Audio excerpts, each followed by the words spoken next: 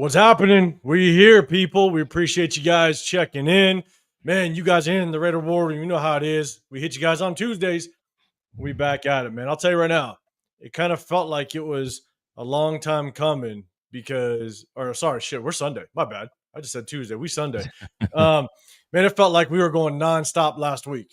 I mean, between the draft and all that, and all of a sudden it went from Tuesday, and now I'm hitting it with you guys. I'm like, damn, I felt like I haven't talked to you guys in a while. But we here Sundays. I hope everybody's weekend was good. We appreciate you guys checking in with us.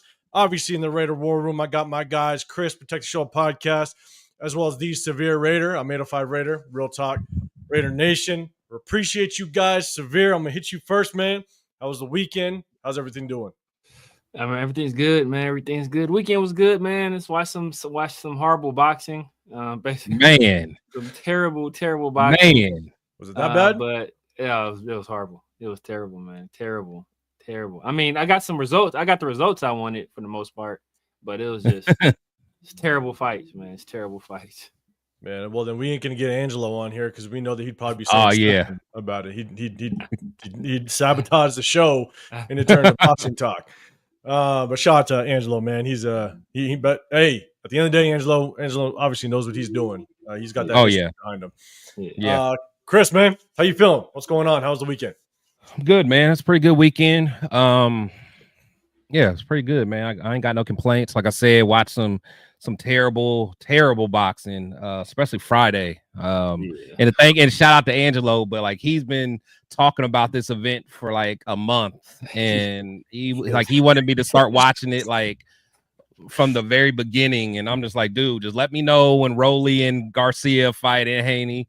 And I saw those two fights, and that was enough. It was just it was terrible. It set the boxing world back. Yes, for sure. That's tough, man. I watched a lot of boxing back in the day, but as of probably the last 15 years, it's hard, man. Detach myself from it. I just don't got the time, to be honest, man. It's funny when I moved out here in the Vegas area. Every single one of the people that I would meet or come in contact with, they'd be like, "Oh, you're a sports fan?" I'm like, "Yeah, man, I'm a Raider fan." They're like, "Oh, you're a Raider fan? Cool. But here's the thing: are you a Golden Knights fan?" I was like, "Nah, I'm not." Like, don't get me wrong. I enjoy me some hockey. I like watching hockey. I love going to hockey games. You know what I'm saying? And my instant reaction would be, man, if I try to take on, but outside of football and basketball, if I try to follow one more sport, I won't have a wife or a family. So right, or money. Exactly. Especially now that we like to put some bets on some sports, man. I don't need to be betting hockey neither. Yeah, Chris, the 3-inning under. I told you, man. That is. I told you, man. Crazy work. The stealing, man. Y'all steal it. It's crazy. Telling you.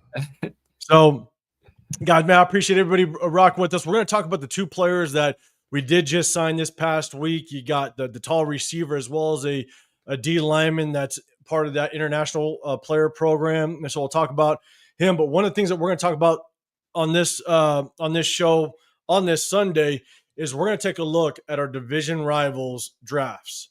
We're going to look at the Chiefs, the Broncos, and the Chargers, look at their draft. We're going to look at their depth chart and just kind of see, did they move the needle at all? And then on Tuesday, I think we're going to talk about our own depth chart as well as some free agents that we could potentially target. Because, look, it's officially kind of the off season now. You might get some, shocking or surprising signing here and there. Sometimes the name doesn't mean a damn thing. It might be something a little bit bigger, but June 1 cuts is kind of when you'll start to see some movement again. Obviously, we got the schedule release coming up in a couple weeks. And so I think we're planning on popping up later that night with you guys. So make sure you hit that notification. But we appreciate you guys enjoying this or joining us on this Sunday. Remember, hit that like button, subscribe, turn on those notifications. We also might have somebody, if he gets back to me, he's driving right now, but it's Lorenzo that is part of Raiders Crusaders putting on the event in Bakersfield. We'll talk about that if he jumps on, but we also got our two segments, the start 'em, bench 'em, cut 'em, and then we have another segment that we're going to test out. We're going to try. We're going to see just how much you guys can get involved. We're going to have fun with it. I know my guys got their whiteboards or their Notepad. notepad and pen. But guys, make sure you guys have something either to track it, because I want to get your guys' results in the chat as well. So we appreciate you guys. Remember, just a little bit of appreciation to the subs. It is a sub-only chat. We try to do that as much as we possibly can to show our appreciation. So speaking of the chat, we appreciate you. Radio Show family, first one in the building. What's happening, man? I appreciate you popping in with us. Nav, man, what's going on? Billy Davis, what's going on, man? I hope the family is good. I hope everything is getting better, brother. I appreciate you, man. I've hit you up a couple times. You said everything is going the right direction, man. Yeah. I'm glad to hear it. Yeah, it's great to hear, man. Great to hear. Yeah, 100%. Raymond, what's going on? Yes. Raymond, what's happening? Taddy in the building. What's going on, man? I appreciate you rocking with us. Cool Kev in the building, man. Appreciate you pulling up. What's happening, James? What's going on? Robert Pena, man. You're always in here. Appreciate you. Dre, what's going on, man? I'm going to wait for the comment. We know it's going to be here. I'm waiting for one person. Actually, two. We still Luis? Waiting on Luis. Still have not seen Luis. We got to see him. Man, I'll tell you right now, if I see Luis, I might be getting crazy like Adam Butler, just because I'm be happy that he's still good. But then also another one. I might see him, and because I just found out what his name actually is in our chat, and he's always with us. I found out on Saturday. Yes, it was Saturday, man. I don't know. You guys will find out. But Steve, what's happening, man? Appreciate you pulling up. Free thinker, what's going on? Appreciate you rocking with us. Dub Raider, what's happening, man? I'll see you in Bakersfield. Appreciate you rolling. Make sure you guys go hit up Dub Raiders channel. Show some support over there. Rick Rock, what's going on, brother? Appreciate you. Sacktown, what's happening? I think you're going to be in Bakersfield too. Appreciate you pulling up with us, man. Good, kind of putting names and faces, man, when you're out there. Where's the flag? What's happening? Raiders Food Chris, what's going on? What's happening, man? Agree. Those despicable fights, man. Bad. Man, I bet apparently it was bad. That's tough work. And so yeah, W saying the same thing. But guys, make sure you guys hit up go Raiders Food Chris's channel too, man. I think he's got it live up, man. Make sure you guys go show some support. Darth Vader, what's going on? Man, okay, everybody is on bad fights, man. That's tough. Yeah. That sucks. And Canelo, he fought. Yeah, he fought Saturday. So was that a bad one? That's a bad one too. Yeah, it's bad. Just bad competition. The whole setup was bad. In New York, like going into taxi cabs or the car. The Friday one. The Friday one was in New York. The Saturday Canelo fight was in Riyadh. But Canelo's washed. Canelo's washed.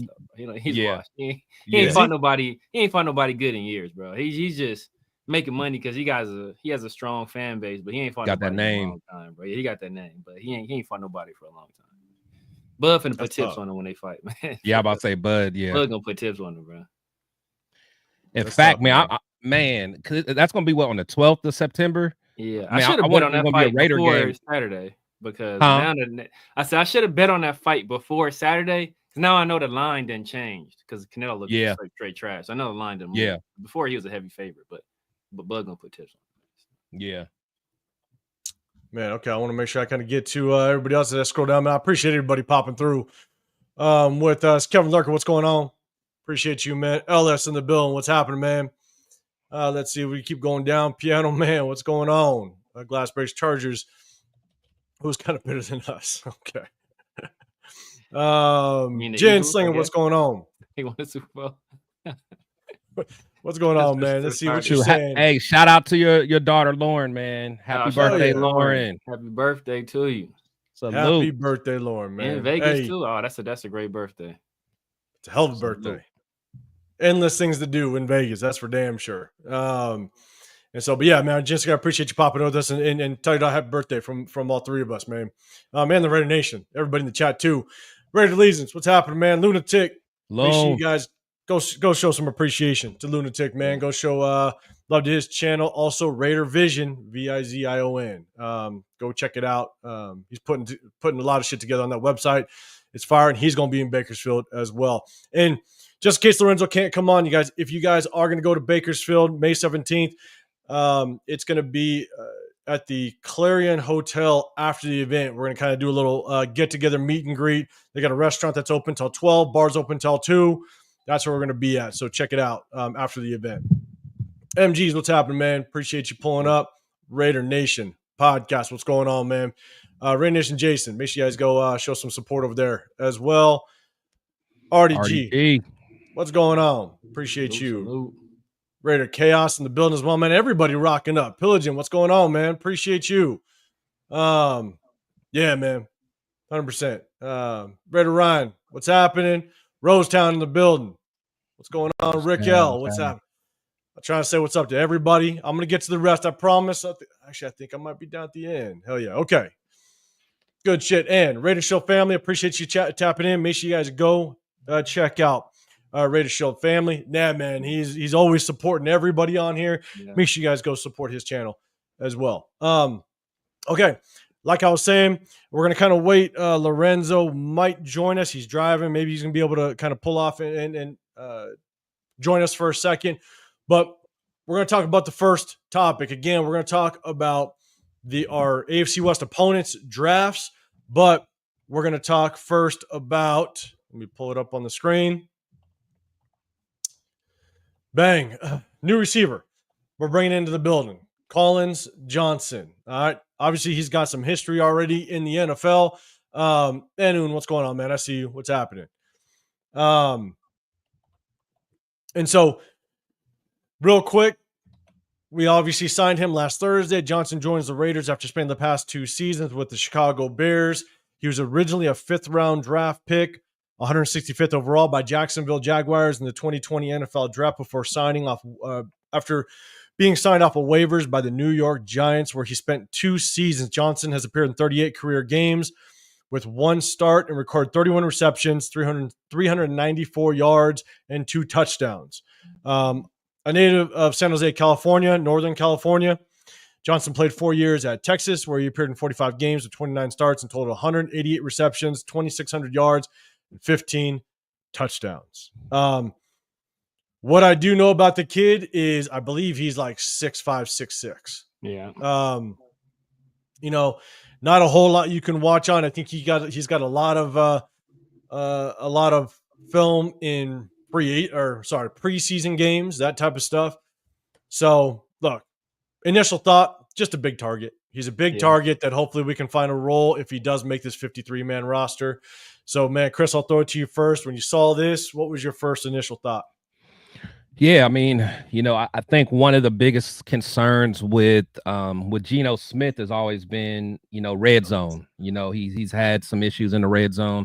It seems like, Chip and them are trying to, get big targets. And again, this guy, he hasn't really put it all together yet, in the NFL, but he does have that size. He's a guy that could be a red zone threat.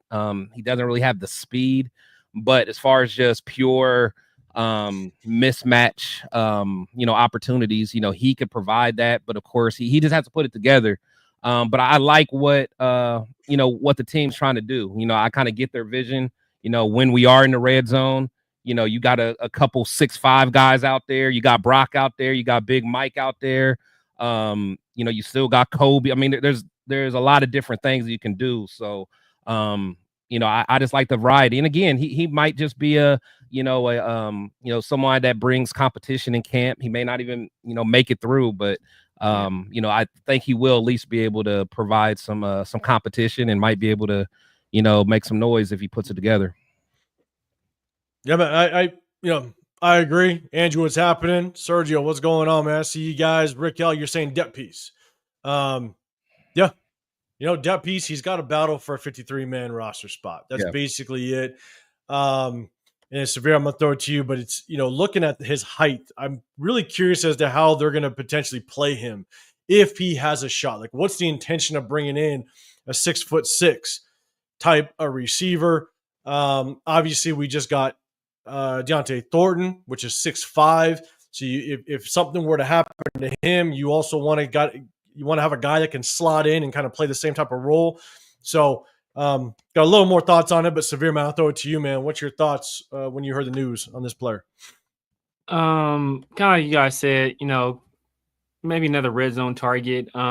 He's 6'6", I think like 225, something like that. So potentially maybe they stash him. He makes a move to tight end maybe, because he's kind of a little bit of an awkward fit at wide receiver.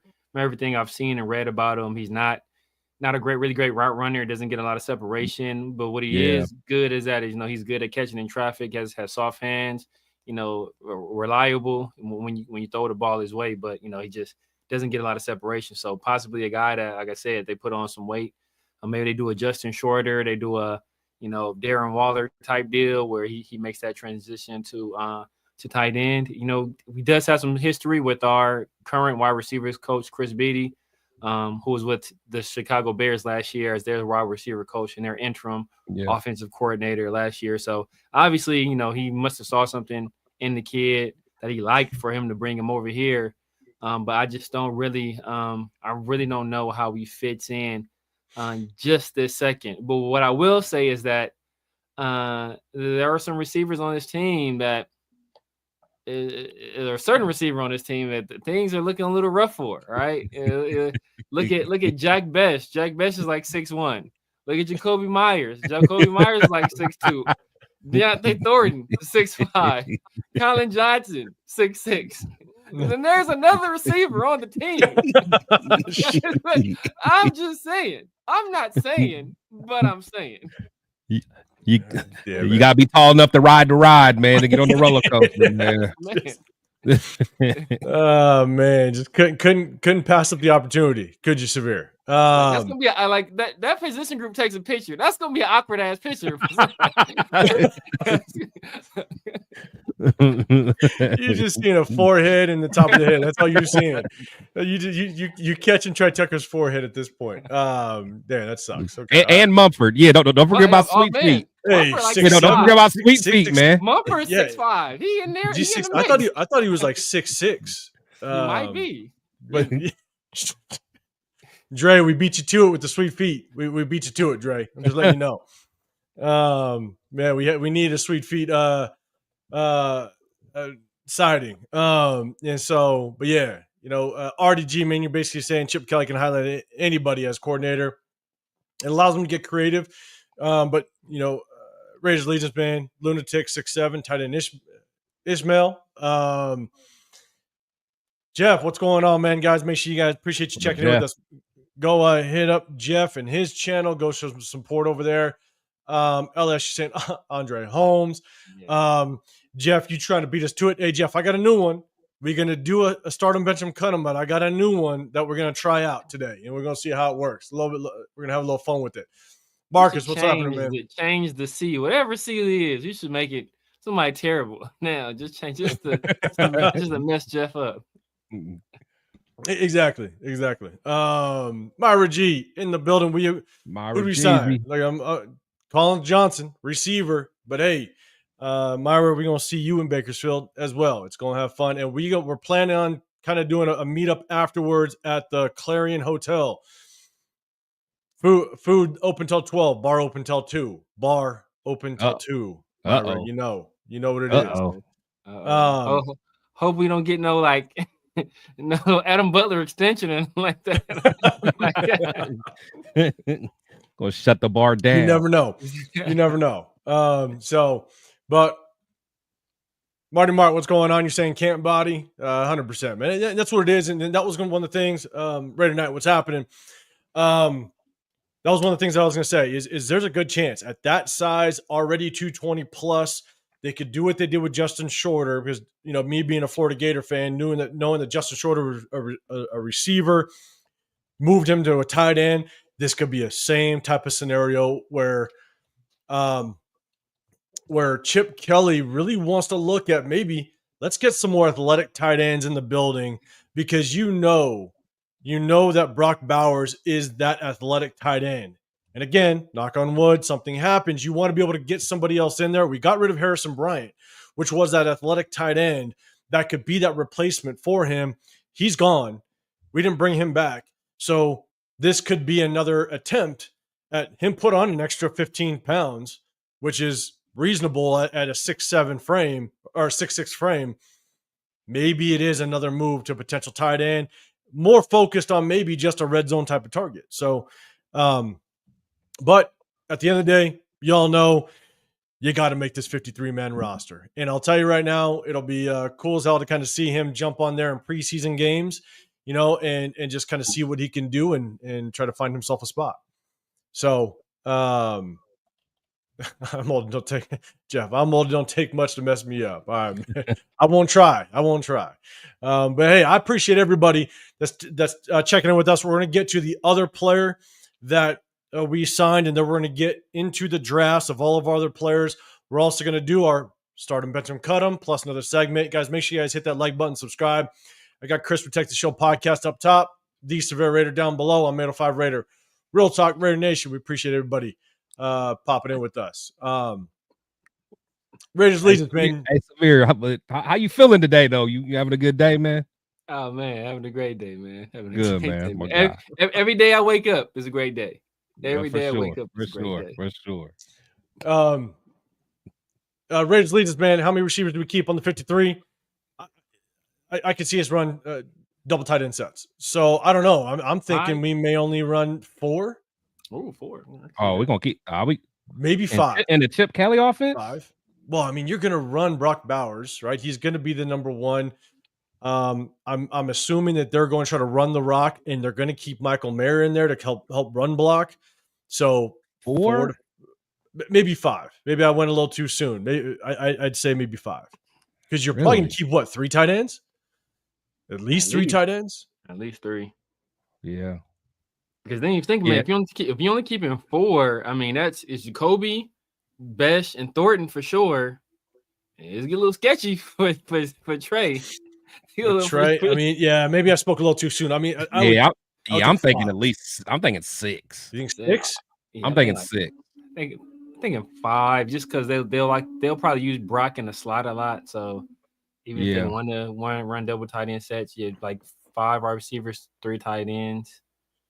Because thinking that like 5, or maybe, yeah. But at the end of the day, though, it's like how many tight ends are we going to keep on this roster? I think that's the other question. The tight ends can at least provide some special teams value. Yeah, at least, because really most receivers, you really don't. I mean, they really don't play too much. Depends on the guy. Yeah, depends on the guy. Yeah, I mean, someone like Mac Hollins did, but like I can't see any of our. I mean, yeah. I don't know. Remember, guys, hey, if you guys can hit that hashtag Raiders, if you guys do have a comment or a question, hit that hashtag Raiders first and let me know just so it catches my eye. But Anun, real quick, Doubletree, that was going to be the goal, but then I went and called and got the rate for the Doubletree, and that was crazy. Even with the discount that Raider Nation summer kickoff was giving, it was still like 600 plus. I'm not paying 600 plus in Bakersfield. I'm sorry. No disrespect to people that maybe live in Bakersfield that's in the chat, but it's Bakersfield. I'm not paying that. So we're going to meet up at the Clarion Hotel after the event. And Noon, I think you said you were going to be there. So come check us out, man. We'll have a big banner. Come check out our booth when you're over there.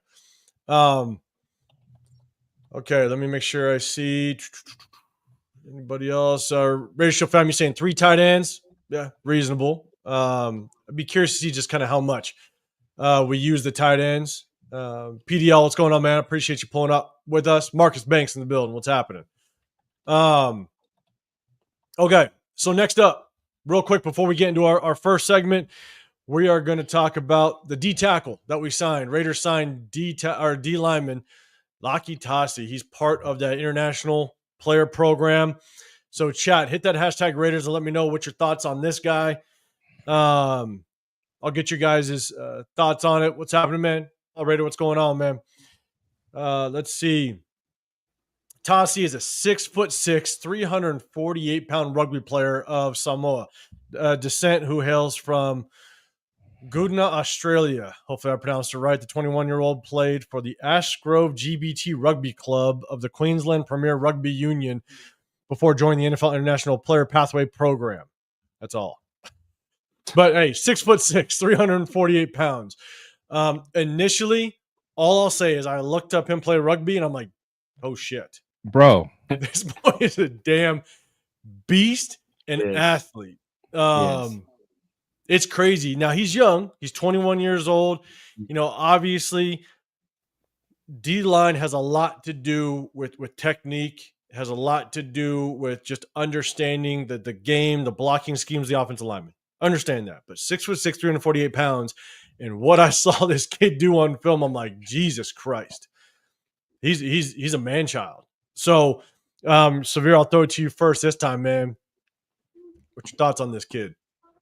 Yeah, man, agreed. I watched some of his rugby highlights, and that's one thing, when you play rugby, like even when you're that big, like you have to be able to move. You have to be able to move, and the fact that you get a guy that's he's still like that size, that young, and able to move like that. I mean that is something, and I ain't trying to put this on the kid because it is unfair. It's like the Dylan Lobby, Christian McCaffrey, comparisons, and the Trey Tucker, Tyreek Hill comparisons. But think about a guy of that descent that's a former rugby player, that size. Bro. That's Haloti Ngata. That's Haloti Ngata. Now, look, pump your brakes. I'm not saying he's Haloti Ngata. I don't know if I told you my story, bro. That's the guy who has that background. So, like, we've seen guys make this move before. Now, obviously, Haloti Ngata was a different level of a football player. He actually played the game in college, so it's a little bit different there. But you can translate that the skill set you learn playing rugby to the football field and able to teach them the technical aspects of the game. You got a guy that's already a natural athlete with natural strength, who knows about leverage and how to push a pile. I mean, you might have you something. Yeah, I'm with you again. To your point, like technique is crucial, but man, you can't overlook the size and athleticism. Unless you're saying he lives across the street from me. Who are you talking about? Who are you talking about? I don't know if you're talking about other people. Across the street from you from the gym. Unless it's in Australia. You talking about Lucky Tassie? LSU in Australia? I didn't know that. No shit. Okay. Yeah. Okay. All right. Learn something every day. No shit. That's crazy work. Shit. Tell him to pop in with us. It'd be cool shit to talk to that kid. P-Dog couldn't find any fat on him. I don't know what's going on. Doesn't really affect rosters since it's awarded an extra spot.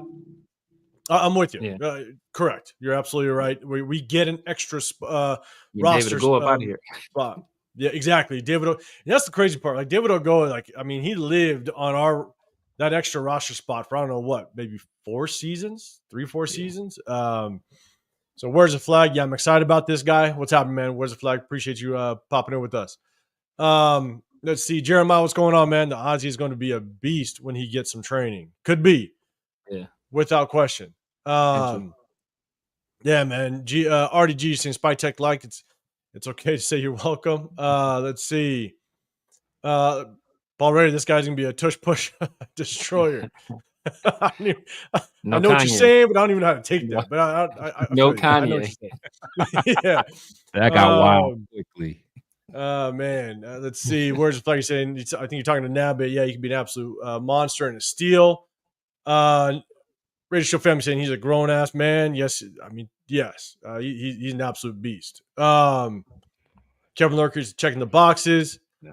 Let's see. I just want to make sure. Okay. Oh, Jen Singer, I know you're getting in here. The thing with Tassi is the word is raw. Yeah. Now with those measurables and the fact that he costs pretty much nothing, just gives me all those type of guys. Give me all those type of guys. My bad. Yeah, it's a project without question, but the measurables you got to be excited about. The athleticism you see on tape, got to be excited about. So before I get to any of the comments, Chris, I'm gonna throw it to you. What's your thoughts on this kid? Yeah, man. To be honest, I mean, Severe knocked it out the park. As someone that played rugby and actually shared the field with Haloti Ngata when I was a senior in high school. Watch out now. Yeah, and the thing is, I mean, and like Haloti Ngata was, of course, way bigger than me, and he was faster than me.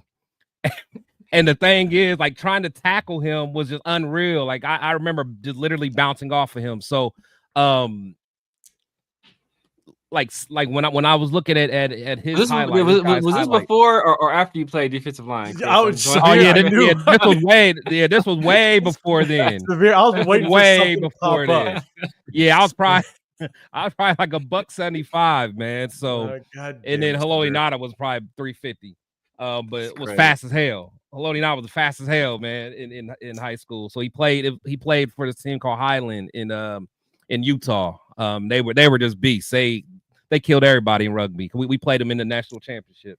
But when I saw this guy, it reminds me of him. I mean, kind of built the same because Haloti Ngata, at least during that time in high school, he was just all thighs. And that's kind of how this dude's like. Yeah. If you kind of look at his top half, you know, he's still kind of like, I ain't gonna say slender, but if you just look at him, he's just all thighs. And that's exactly how Haloti Ngata was. And the thing is, you know, people don't understand, man, like playing rugby, you get like, for one, like your foot, like you get great like foot skills, you know what I'm saying? It's almost like playing soccer. Like a lot of people have their kids play soccer when they're young just to get that good feet, quick feet. You get that in rugby because it's the same kind of thing.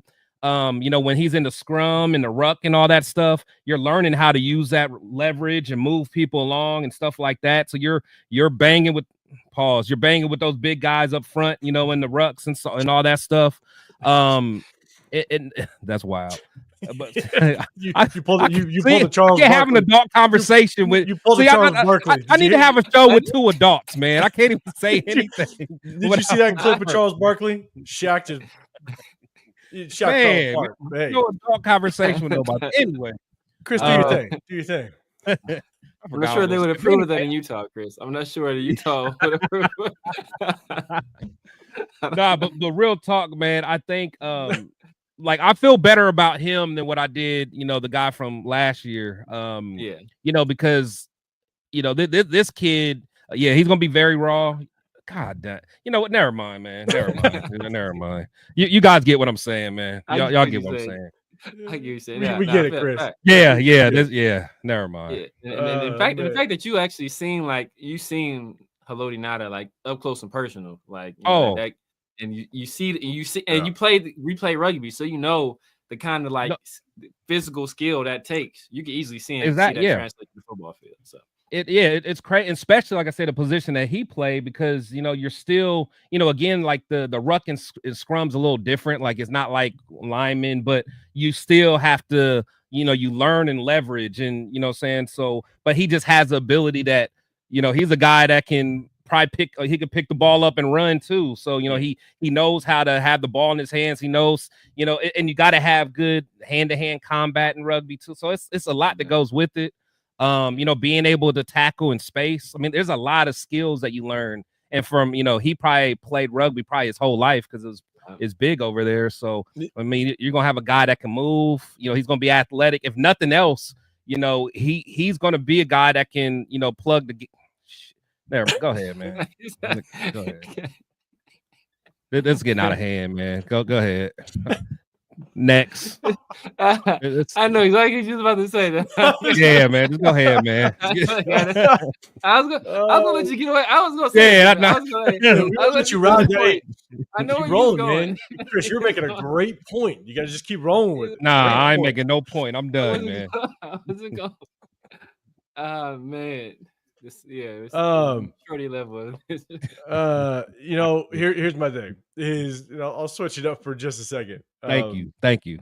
The one thing about rugby is, I mean, everybody on that field has a pretty high level of athleticism because you got to move. You're moving constantly, you know, and at any point, you can have that opportunity to kind of show that athleticism, and man, that kid, he shows it.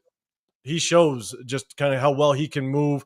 And so, again, another reason why preseason is going to be so damn exciting. If we can see this kid on the football field and him actually work with pads on, him being 6'6", 348 pounds, I mean, that is going to be a beast in the middle of that defensive line and in the interior of that defense. And so it's going to be exciting to see just kind of how he develops. And the only thing I'll add to it is Robbie Leonard is going to be able to kind of work with this kid. And so we'll kind of see what he could do. And somebody like Robbie Leonard's gonna love dealing with this kid, man, because it's 100%. Just because I mean he already, like with Robbie has a dog in him anyway, just how he is. And man, you get him next to some guys like Christian Wilkins and some of them other guys that just got that motor. Adam Butler. I'm telling you, man. Jonah Luwalu. Yeah. They both Polynesians, bro. They're gonna hit it off right off the bat. Right. And another thing, that Samoan power is real. It's real. I will tell you right now. I know I've said this before. Without lifting weights, that's just natural strength, man. Yeah. It's just natural, like dense. Like they don't come. It's bad. Yeah. It's bad work. Crazy. I mean, one of the hardest guys I hit. I played my stint with JC and then moved on. Man, this kid was 5'9", probably the hardest I've ever been hit by a 5'9" slot receiver. Just ear hold the shit out of me. But yeah. All right, so we're gonna keep going. Lorenzo might not be able to jump on with us. So what I'm going to do is I'm going to kind of go back up to the big screen. We're going to probably, for everybody that's in the building, appreciate you guys rocking with us. Space Beast, what's happening, man? I appreciate you.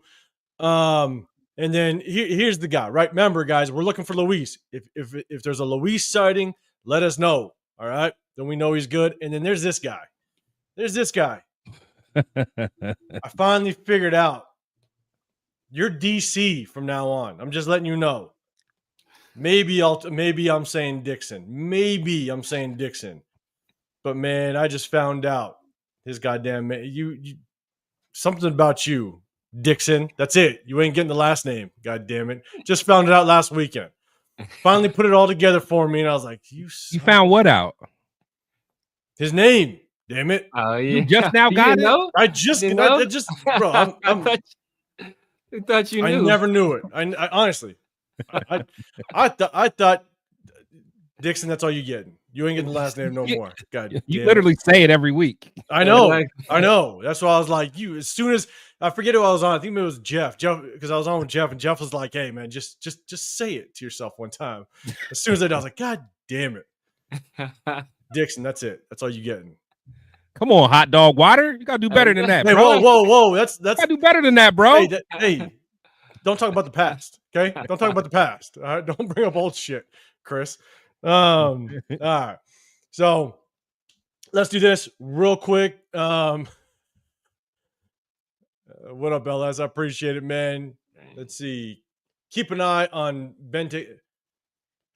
See just what I went through. I'm going to make sure I say this to myself first. You're going to make sure it's a real name? Yeah, exactly. I'm going to keep this to myself first with the goddamn Super LS and Dick.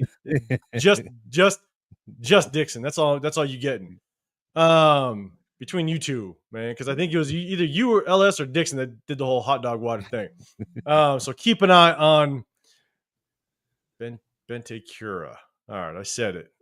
He plays for the Broncos in NRL here in Australia, and he's trying to make the NFL. 6'9" and 270. Okay.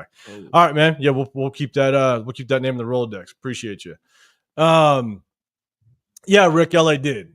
I'm blaming other people now. God damn it. All eyes, what's happening, man? I appreciate you pulling up. Be busy. What's going on?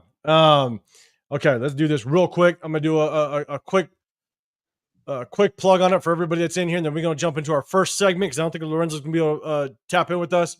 And then we're gonna get into all the depth charts. And so, again, guys, real quick, Saturday, May 17th, Raider Nation Summer Kickoff, Bakersfield, California. If you guys are in the area, go check it out. Raiders Crusaders on IG. He puts it together with his team. It's family friendly. It's all down, or doors open at 3:00 on Saturday. Come check us out. We're going to be there. Come say what's up. Afterwards, the Clarion Hotel. We're going to do a little meet and greet afterwards, a little party get together. Again, bars open till 2. Food is still rocking at 12. So come check it out. If you guys are in the area, appreciate it. Hit us up on our social media handles or let us know in the chat if you're rolling. So hope to see everybody there, or at least everybody that can make it.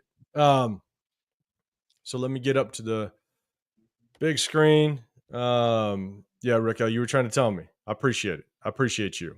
Appreciate it. Apparently nobody else was, especially these two guys on on the screen right now. God damn. I mean, you say it so proudly every week. I know. Man. It's because because I was happy to see you, big dog. But then now I'm like, son of a bitch. All right, now I'm gonna remember it every single time. Dixon, that's it. All you getting. All right, let's bring it up. We're gonna do our first segment, and then remember, our second one is gonna be a little different. We're gonna switch it up on you guys, and we're gonna have a little fun, and we're gonna see just kind of how you feel about it. And so, let's go.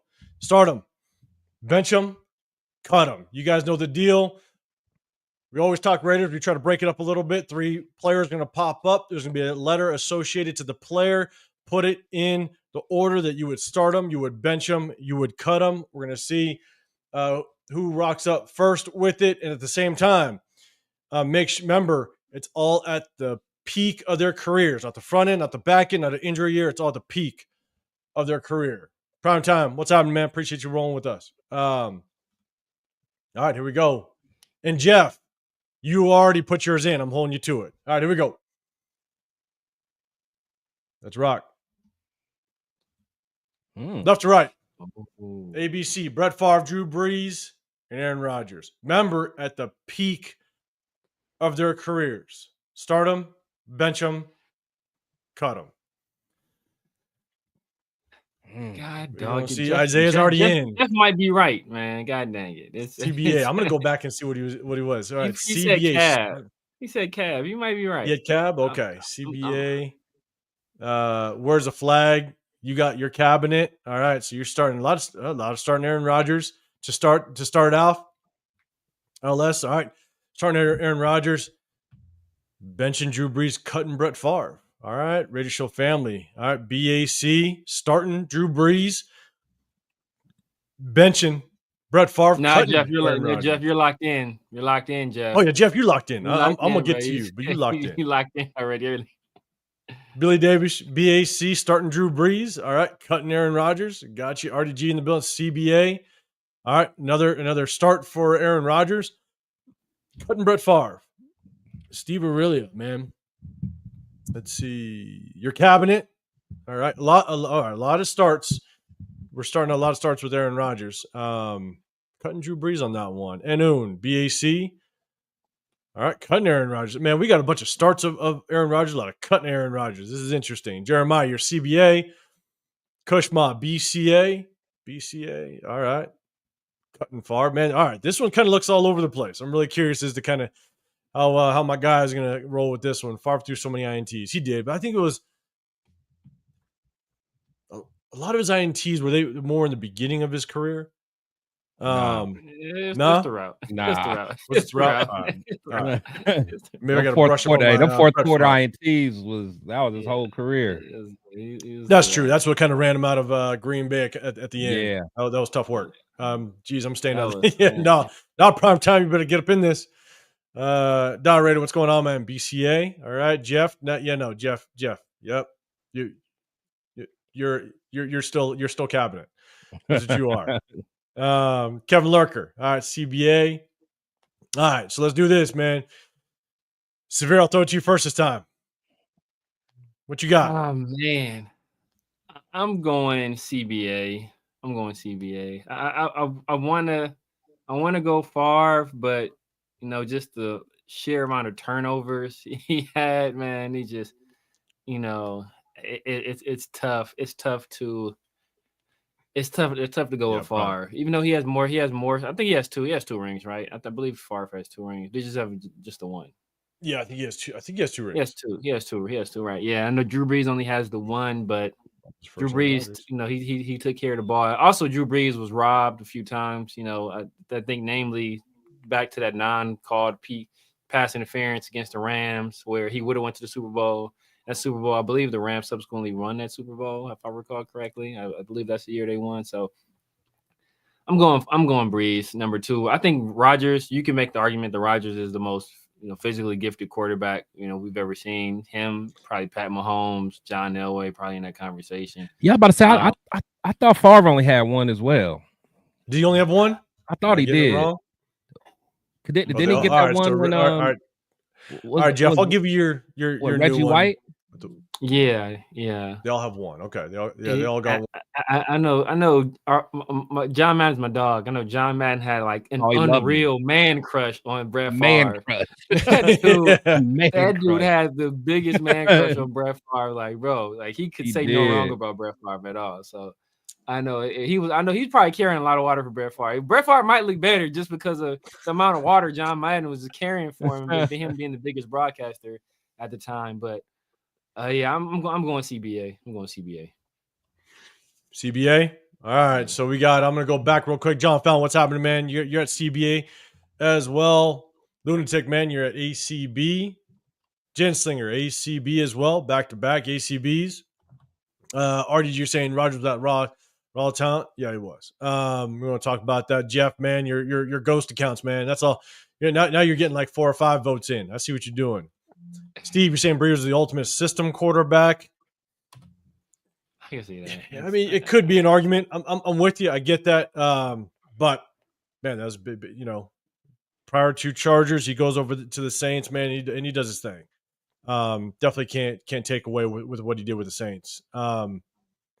So Steve, I think your BAC, M Easy, what's going on? Your cabinet, Jake Long, your ABC, All Lies, your ACB, Dre, CBA. All right, CBA, another cup for Brett Favre, Raiders for Chris, your BCA, Rick L, ABC, starting Favre. All right, man. Jake Long, you're saying Favre was unreal in the mid-90s. He was, man. So let's see. Rodgers is probably the most talented quarterback ever. Raiders show family. Rodgers is dirt. Hey, this is just prime talk. Just so is Favre, though. So is Favre. I mean, that's true. Yeah, that's very true. 100%. 100%. And so, Myra G, your cabinet. All right, I'm with you. Pillaging, your cabinet as well. All right, good deal, man. Chris, let me know what you got on this one. Yeah, breaking the whiteboard out. I like it. All right, CBA. All right, so is that back-to-back CBAs? Yeah, I got CBA because I think just Aaron Rodgers when he was on top doing his thing, he was just watching him play. I mean, the dude throws a great ball. Won a lot of games. He was nice. He was nice. I think with when you think about Drew Brees, man, when Drew Brees was at the top of his game, I mean, he made that system look impeccable. I mean, it was like it was like a well-oiled machine. It's like he knew where to go before the snap. And the thing is, I mean, Drew Brees had some great years even at the Chargers. I mean, Drew Brees he's a good quarterback. I think he gets wildly underrated. And Favre, he's a legend. I just think, out of the three, I think I would bench him. Yeah. I mean, that's kind of where I'm at. Yeah. So I'm gonna end it here. Basically, I'm a CBA. That's where I'm at. I think all three of us. Were we all three CBA? Yeah. And it's hard. It's hard only because Larry, man, you're ABC. It was, man. Favre, he did his thing without question. It's hard because Aaron Rodgers probably is not only obviously one of the best quarterbacks. He's one of the best quarterbacks to ever play the game, but his arm talent was probably the best I think this game has ever seen. Just his release, how quickly he can get that ball out. I mean, he could put that ball anywhere it needed to be, and he just a flick of the wrist, and that thing is exactly where it needs to be. Yeah. Drew Brees, you can call him a system quarterback, and that's fine. But watching Drew Brees, you just knew that he's going to pick apart defenses for the most part.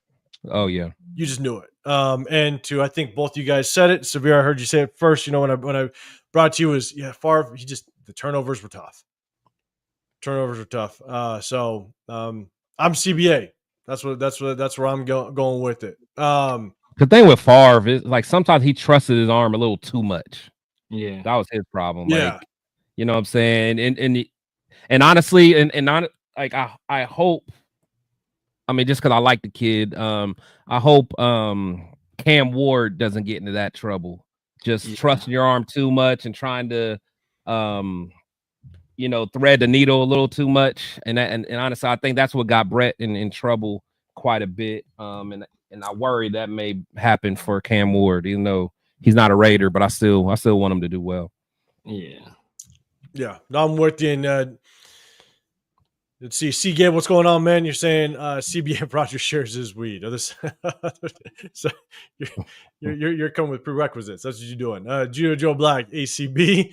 Gio Joe Black, that man. That picture is wild. The picture is epic. That's what it is. That's what that is. Like a cabbage man doll. I hope that's not your real business. If it is, I apologize.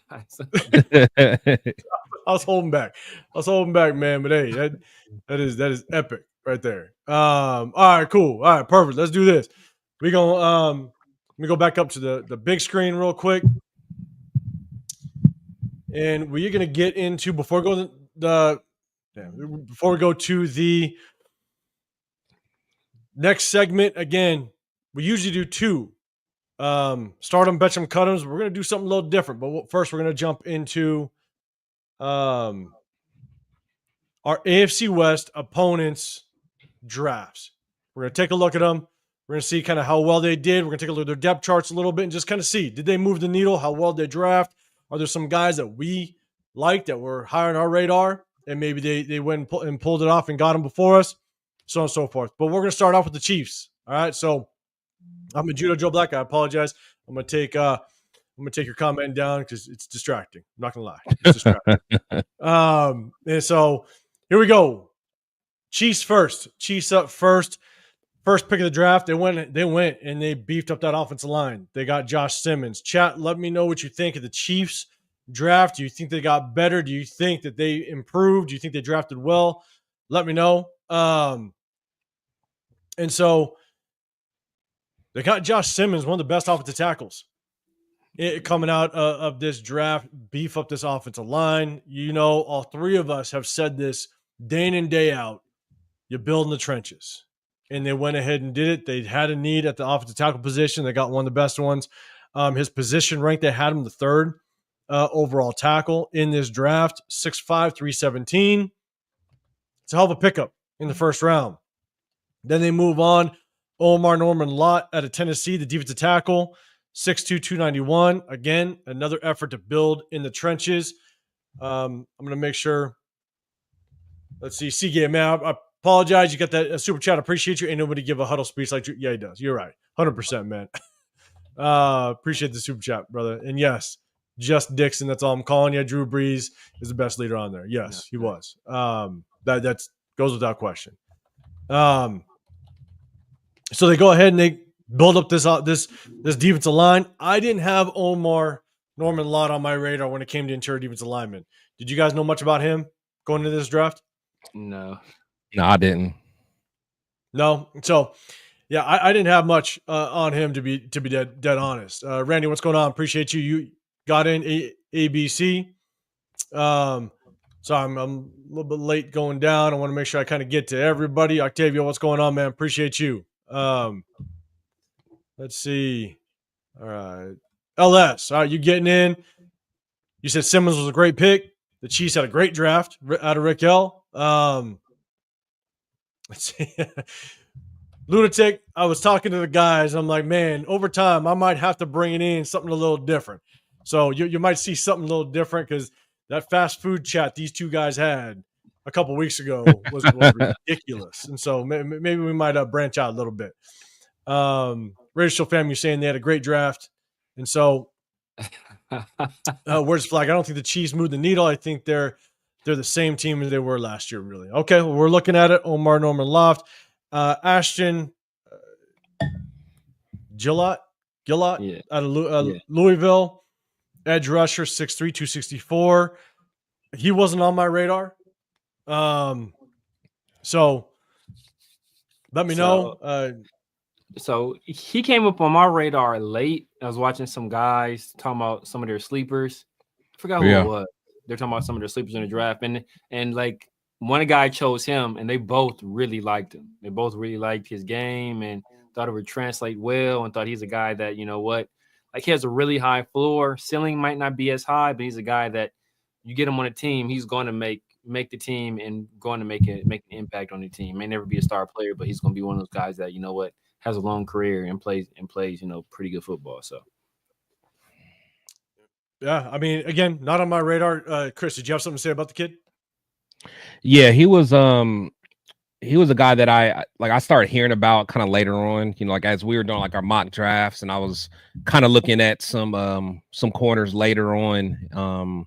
You know, I kind of looked into him a little bit. He wasn't a guy that really jumped out at me, but you know, so to be honest, I don't know too much about him, but I did. His name was kind of ringing bells, you know, for a while there. So we'll see. Now, and this is where it kind of gets, you know, once you kind of get in later in the draft, it just kind of shows, man, you could still find gems in the later rounds.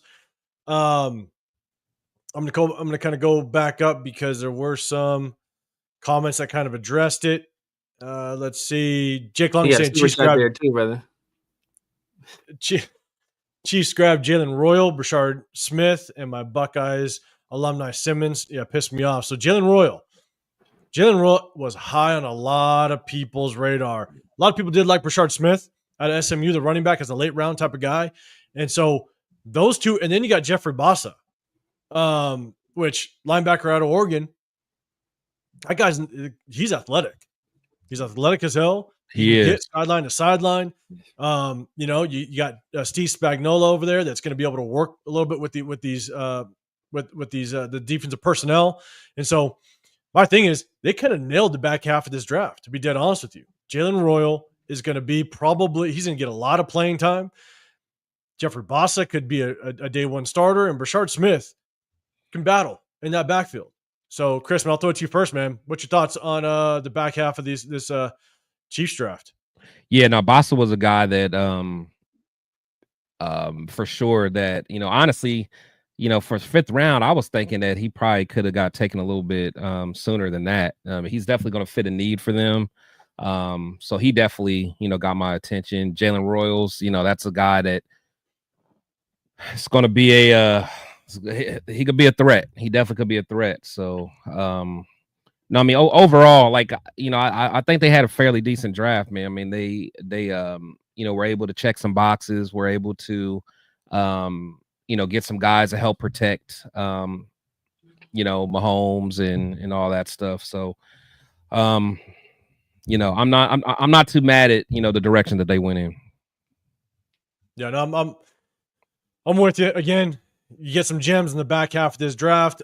Jeff, I hear you. No, I'm going to give you your $2 back in your next live. Okay. Your $2 is coming back to you in that next live. Yeah.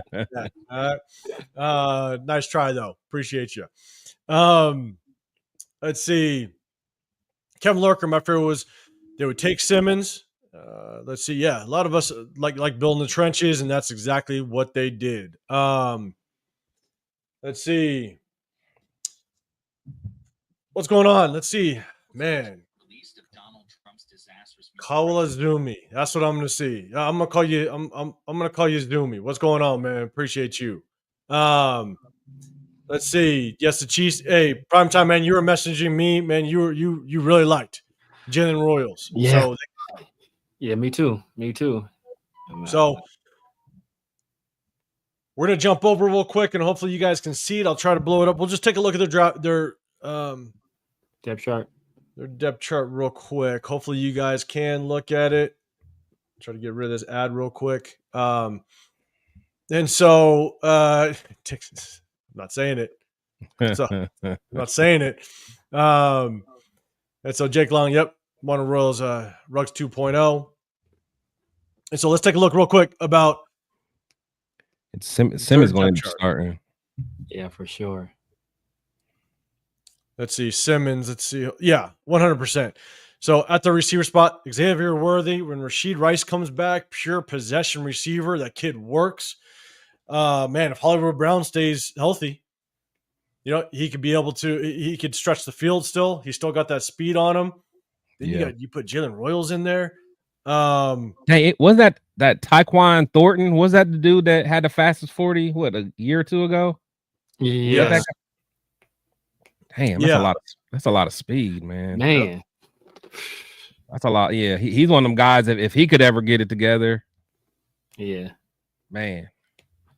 So that's a lot of speed. They built up this offensive line. Look, it really depends on. Didn't look like they really pulled any tight ends. Travis Kelce looks like he's still going to be that number one over there, obviously. But we'll just see kind of how he progresses with age. Noah Gray, I don't know. Maybe they're sitting on Noah Gray. Maybe Noah Gray might be that predecessor to Travis Kelce. So, and then that running back spot, Isaiah Pacheco, Kareem Hunt still there, Elijah Mitchell they picked up.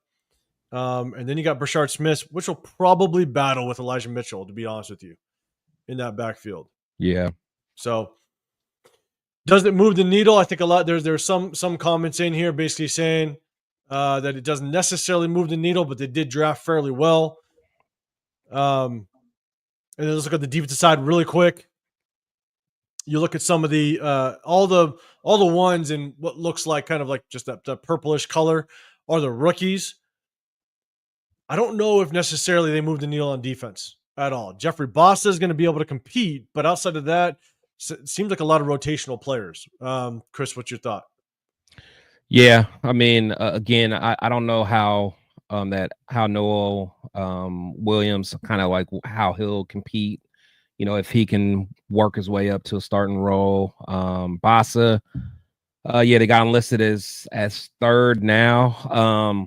I'm not too familiar with like Cam Jones or Leo Chanel. I'm not sure if there's any way he can move up to number 2, but I'm sure it's quite possible. So I'm sure, after training camp, of course this thing's going to be shuffled around quite a bit, but he does have the skill set to be able to move up. So we'll see.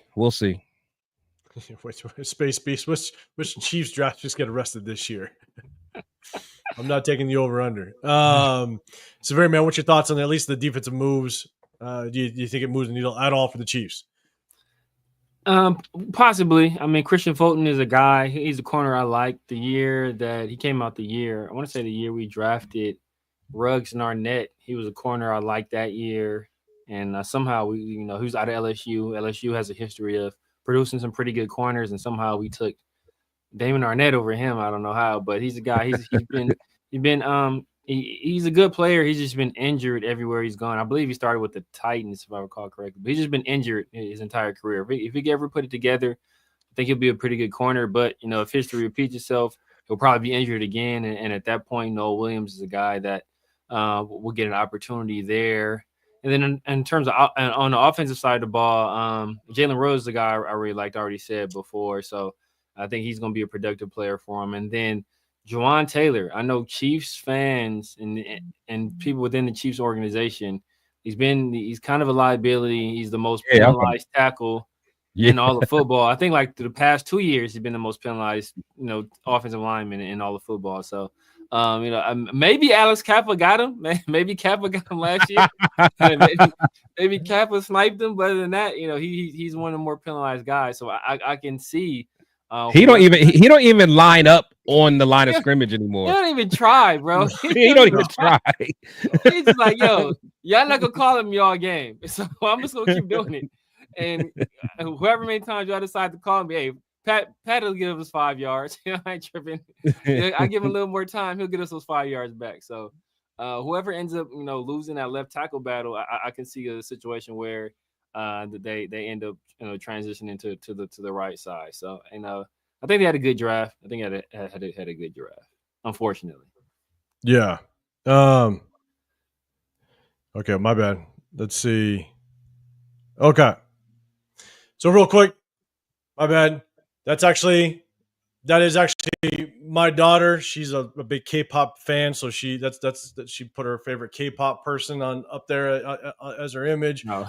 But that's my fault. Yeah, I didn't know that was her. She said, "Hey, you may have moved your room, but I'm still my here. bad. I'm still here." Trip-hops. I know. Yeah, that's my daughter, and yeah, she's my daughter's big on K-pop fan, K-pop too.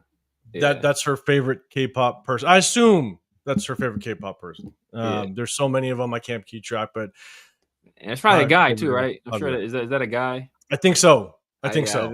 I don't want to make it. She knows more than Twitter me. controversy.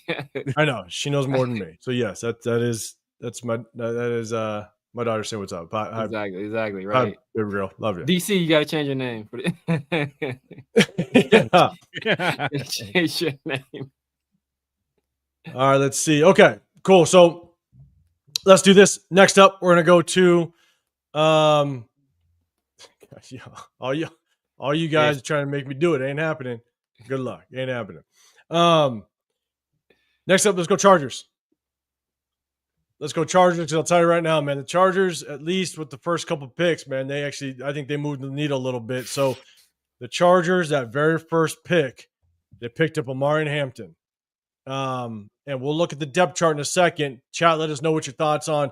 Do you think the Chargers drafted well, moved the needle, what have you? I'll try to get back down to the bottom half of the chat. But first pick, Omarion Hampton. I know a lot of us really liked him. And at the end of the day, now you got him and you got Najee Harris in that backfield. And I'm not a big Najee Harris fan, but what Najee Harris can do is he can come in and get 8 to 10 carries and still kind of wear you down a little bit.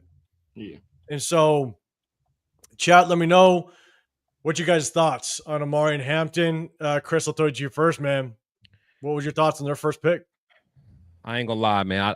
I don't like Harbaugh getting Hampton. I really don't. Because he fits in exactly what Harbaugh's gonna want to do. And again, and honestly, I totally forgot until like recently that that they did get Najee. And and again, Harbaugh's someone that loved Najee coming out of high school. Najee was real close to going to Michigan. It was between Michigan and Alabama. So so I really think this is going to be a two-headed monster. I don't think one guy is going to necessarily just be the bell cow, but if you got Hampton as your change of pace guy, I mean that's fire. I mean that's fire, and I hope our linebackers are ready. I hope our D line's ready. Because that's I ain't gonna lie, that could be a difference maker. I'm not gonna sit here and lie, man. Just being honest. I'm with you, man. Kushma, once we kind of get through the last one, we'll try to come back and we'll talk about that to finish it off, man. So I'm gonna start. We'll come back and definitely dive into that. Double, I don't know if you're saying they didn't move the needle, but it's good enough to draft and prolong their success. I think you're talking about the Chiefs. I think another comment on the back end is Arnold. You're saying how far can you move the needle when you're at the top? Almost at the top, but I feel you. I understand what you're saying. And so where's the flag? Vegas has it at 1.5 Chiefs the rest of this year. You can bet on anything, so I don't doubt it. 100%. Jeremiah, regarding the Chiefs on the decline, but still going good. And so, yeah, Martin Hampton, severe, man. I thought. Sorry, I'm trying to rock through the comments. Did I throw it to you about Martin Hampton? Not yet. Okay, what's your thoughts? Yeah, Martin Hampton's gonna be a problem. Yes. Martin Hampton is going to be a problem, right? Man. For especially for our team. I mean, hopefully we get things together, but for a team that struggles tackling, like you put a guy like Omarion Hampton out there, that's going to definitely be some issues, man. He's a big, fast, physical dude, tough runner. Now, obviously, he doesn't have Willie Lampkin clearing away for him. How does he adjust to that in the NFL? We don't know. All right. When you don't have a level of a guy of that caliber leading the way for you, that's a big adjustment. But, we know that Harbaugh likes to run the ball. He's able to get solid production, well, better than solid, very good production early on out of J.K. Dobbins. And even after J.K. Dobbins was hurt, the run game still continued to be pretty productive afterwards. So him in the two-back system, Najee Harris, I think they got another back as well, if I recall correctly. I forgot. Oh, and they could be getting I think they're getting J.K. Dobbins back Yeah, I think they put a they put like a qualifying offer more. Qualifying offer.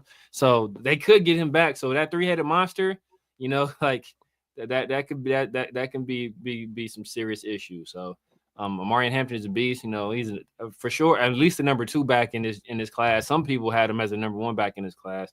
So he's gonna be a problem. I'm with you. Yeah, they got some weapons. Next one is Trey Harris. Again, adding to this wide receiver core. They need help without question. They need help with this wide receiver core, and so those first 2 picks that prioritize offense, they're trying to build that offensive side up. I wasn't extremely high on Trey Harris. I think that I don't know. I really don't think that he's going to be just this outstanding receiver in the NFL. But you pair him up with a good quarterback, you pair him up with a Justin Herbert, I think that it gives him a better chance to kind of see what his skill set brings to the NFL. And so adding him, we'll take a look at, because they did lose Joshua Palmer. I think Joshua Palmer is he moved on. And so Trey Harris can help this receiver core. What is it? Quentin, what's his name? Quentin Johnson? Got Quentin Johnson, yeah. Quentin Johnson, unless he's playing against DC Richardson, he's struggling. Right. So they definitely need some receiver help. So they addressed it. And so I think that the Trey Harris pick does help them. But Severe, I'll throw it to you first, man. What's your thoughts on the Trey Harris pick? In chat, let us know what your thoughts are as I kind of scroll down. And I'm trying to get through the weeds with you guys, all you guys talking a little bit of shit back and forth. Just make sure it's good. All right? That's all I got to say. Yeah. I know, man. Y'all know who's in the chat. Make sure you keep it clean. Yeah.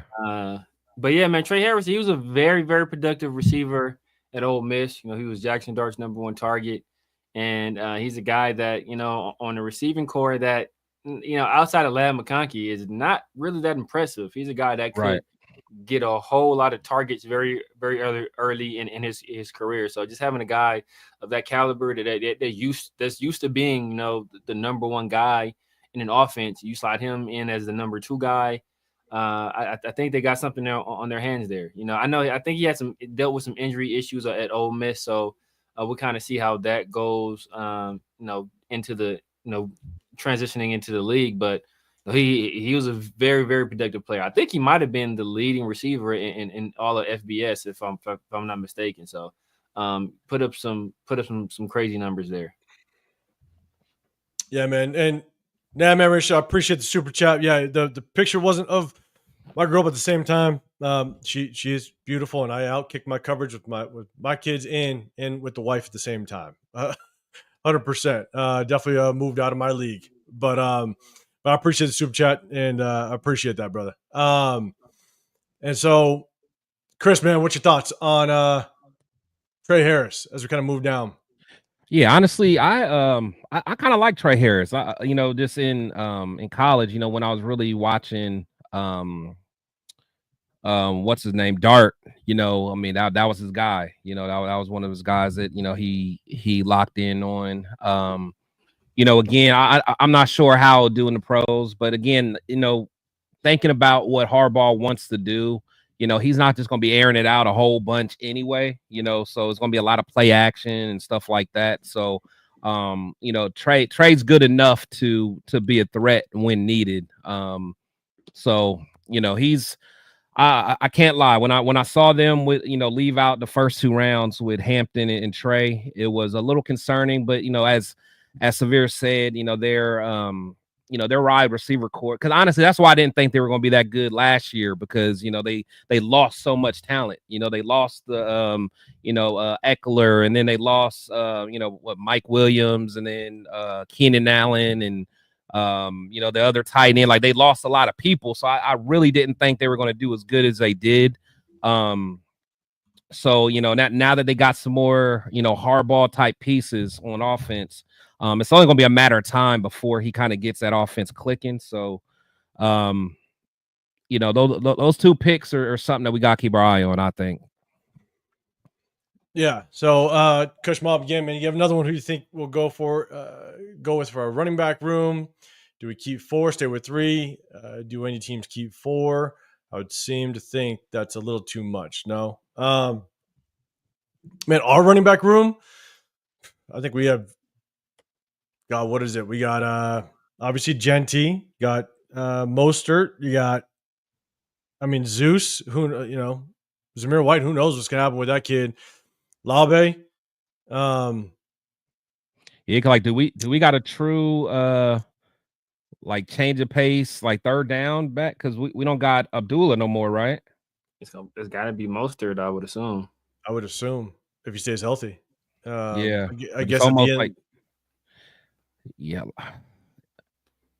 Lobby or Sincere. Lobby or Sincere might get a there too, huh? I ain't putting no faith in either one of them. I ain't putting faith in Sincere being healthy by the time week 1 rolls around. I know. That dude is made out of. You ever had fun dips? And you like get that little white stick. That thing is you going tougher with than Sincere McCormick. that little brittle stick. Yeah, that little stick. That stick is tougher than Sincere. So I don't think Sincere gonna be. I don't know how long he's gonna stay up. Yeah, man. It's like because honestly, with Mostert, it's like, can you really depend on him? Like, if he's your only change of pace guy, I don't know. You almost need another guy back there. Yeah, I don't know, man. I wouldn't be surprised if we start bringing some more people like after the June 1st cuts and start seeing what's available. I wouldn't be surprised if we bring some more guys in there. Yeah. So, real quick, let's kind of rip through the rest of these guys because the Chargers had quite a few draft picks. They got Jameer Caldwell, Oregon D tackle, so they're building the trenches. A little more, 6'2", 332, big boy. So they definitely they went after in the 3rd round, prioritized the defensive line. They picked up the edge roll. Kyle Kennard. A lot of people were actually high on him. I didn't do a lot of research on him specifically. That was a little bit earlier than I'd like to get necessarily an edge rusher. I had what's his name? Ivy on my radar, and that kid went completely undrafted. But Kyle Kennard was high on a lot of people's draft board. They went and pulled an edge. Keandre Lambert-Smith from Auburn. I didn't know much about him. He's a speed receiver. I think he spent a few years at Penn State. I think he only spent 1 year at Auburn. He spent a few years at Penn State. Oh, really? Okay. Yeah. And then they followed up with the tight end, which they could use a little bit of tight end depth there. They can try to bring somebody in. I think this actually, if I remember correctly, this is a big kid, 6'5", 243. Yeah. Could be a decent red zone target. We'll see kind of how they work him and play. Work him in, and they go off at the tackle. RJ Mickens was the kid that was kind of a little bit on my radar late in the rounds. Yeah, I like RJ Mickens too. And then Traquise Bridges. I actually like the kid, obviously being a Florida fan. Oh yeah, he was a staple in our secondary last year. So real quick, we're going to jump over to their depth chart and just take a look at it real quick and just see, didn't move the needle. Looks like they got 2 starters on offense, Trey Harris, Omarion Hampton. They got Mike Williams. I forgot they got Mekhi Becton too. Oh my goodness. Yes. That was when we we go to the depth chart, it's kind of what I wanted to point out. What's happening, Super Mountain Crime? Wait, hold on. Wait. I thought they didn't have Mike Williams no more. They brought him back. They got rid of him. They just brought him back this offseason. Yep. They brought him back this offseason. Yep. That's crazy that they brought him back and they got him starting over Quentin Johnson. But it makes sense. But yeah, I'm about to say Quentin Johnson is buns though. Yeah, he is buns. I mean, ask the Cameron Richardson is he buns. What he has to say. Hey, Jake Long, a lot of us did think we were going to double down on running backs, to be honest. I do think a lot of us thought we were going to double down, but we didn't. I guarantee. They got my boy Hassan Haskins, 3rd string running back. That was my boy. I mean, so here's the thing. You got, not only did they prioritize the offensive line, they got Mekhi Becton. If Mekhi Becton can be the same thing he was last year, That's nasty. You got Amari Hampton to pair up with Najee Harris. They did bring over Mike Williams again. Doesn't scare you. I really never liked him though. I never liked that dude, man. Even when he's coming out of Clemson. Yeah, I never liked him, man. I think if he stayed healthy with his first stint with the Chargers, I think he could have been pretty deadly, just because of the overall height. But every time he got any momentum, bang, he's hurt. Done. Yeah. And so it's like you almost didn't have to worry about or he had like dropping issues. Yeah. Like, exactly. he dropped, yeah. Honestly, coming out of college, I actually liked Quentin Johnson better than I like Quentin. Quentin, I thought he was gonna be Quentin Johnson had dropping issues too. Yeah, he did. He did. He was like he was Savion, damn near. He was damn near Savion Williams, where he was like super athlete, do everything, and he just, hey bro, can you catch the passes when they throw them to you? So if you just look at three moves, Mekhi Becton, Trey Harris, Amari Hampton, I think without question, and you bring in Najee Harris, that is, I think they moved the needle offensively. They got a top 3 offensive line. Yeah, and you still got Ladd McConkey that's going to do some work. Oh my gosh, Slater, Zion Johnson's a hell of a guard. I think he came out of Boston College. I wanted us to grab him that year. I think so, yeah. Bradley Bozeman, I'm not too familiar with him, but Mekhi Becton, we saw what he was able to do last year. We'll see when he's not there. Crazy pickup. Yeah, Becton's a crazy pickup by them. When he's not with Stoutland, because Stoutland is probably the best offensive line. He is the best offensive line coach in the league. So when he's not outside of that system, we'll see if he goes back to his Jet days. But then, if he continues to play at the level he was playing last year, then you got Joe Alt, who, man, that's a hell of an offensive line. With Amari Hampton, that's tough. That's tough. It's tough. I mean, and look, they did what I think, I want us to do. I know that we've talked about it. Trenches. Is bring in the best guard you can find, right? We were talking about what's his name, the guard from the Chiefs that was potentially going to be a free agent, but he re-signed. They weren't letting him. Yeah. We wanted to prioritize the guard in free agency, but we didn't do it. We got a late third rounder, but the Chargers did kind of what we were looking to do, and they picked up Mekhi Becton. They brought Najee Harris, drafted Trey Harris. They got Ladd McConkey. At the end of the day, I think their offense got better. Without question, we better be ready defensively. For sure. And honestly, man, I and the thing is, I knew Harbaugh would do that, and that's why I was like, we needed to smack him last year. Like, I really thought last year was going to be the year that we can really put a beating on him. Yeah, he's setting that foundation, and he's always going to have that foundation of the trenches. That's just who he is. Yeah. Let's go. They did lose some pieces on defense, though. Definitely. Yeah, and they did. I'm not worried at all about them corners. Them corners don't scare me at all. Nah. Yeah, and so Super Omnicom, man, you're bringing it back up, man. Some bitter times. Wanted to get an old vet, and it was Kappa. Yeah, bringing up some bitter times. But I'm with you. Hopefully, Caleb Rogers, our third rounder, can come in and step in and do some work. And so, look at defense. Doesn't look like they moved the needle on defense too much. Obviously, they got some guys. Kyle Kennard can probably. Obviously, they got rid of Bosa, right? He moves on. But Tooley, man, he actually did pretty well for them last year. Yeah. So I think him coming off the edge is going to be pretty consistent, man. Dan Henley, they still have him. He was one of my guys that I liked him. Washington State, I liked him a lot too, man. He's from last year. He's from out here. He's from out here. He's SFYL alumni. I keep messing it up. Snoop Football Youth League. Oh yeah, that's right. Yeah. Hey, but we his dad going through some stuff right now. Yeah. He got that RICO charge on his head. Man, so Kappa's going to look fine next. Man, I hope so. Where's the flag? I hope so. All right.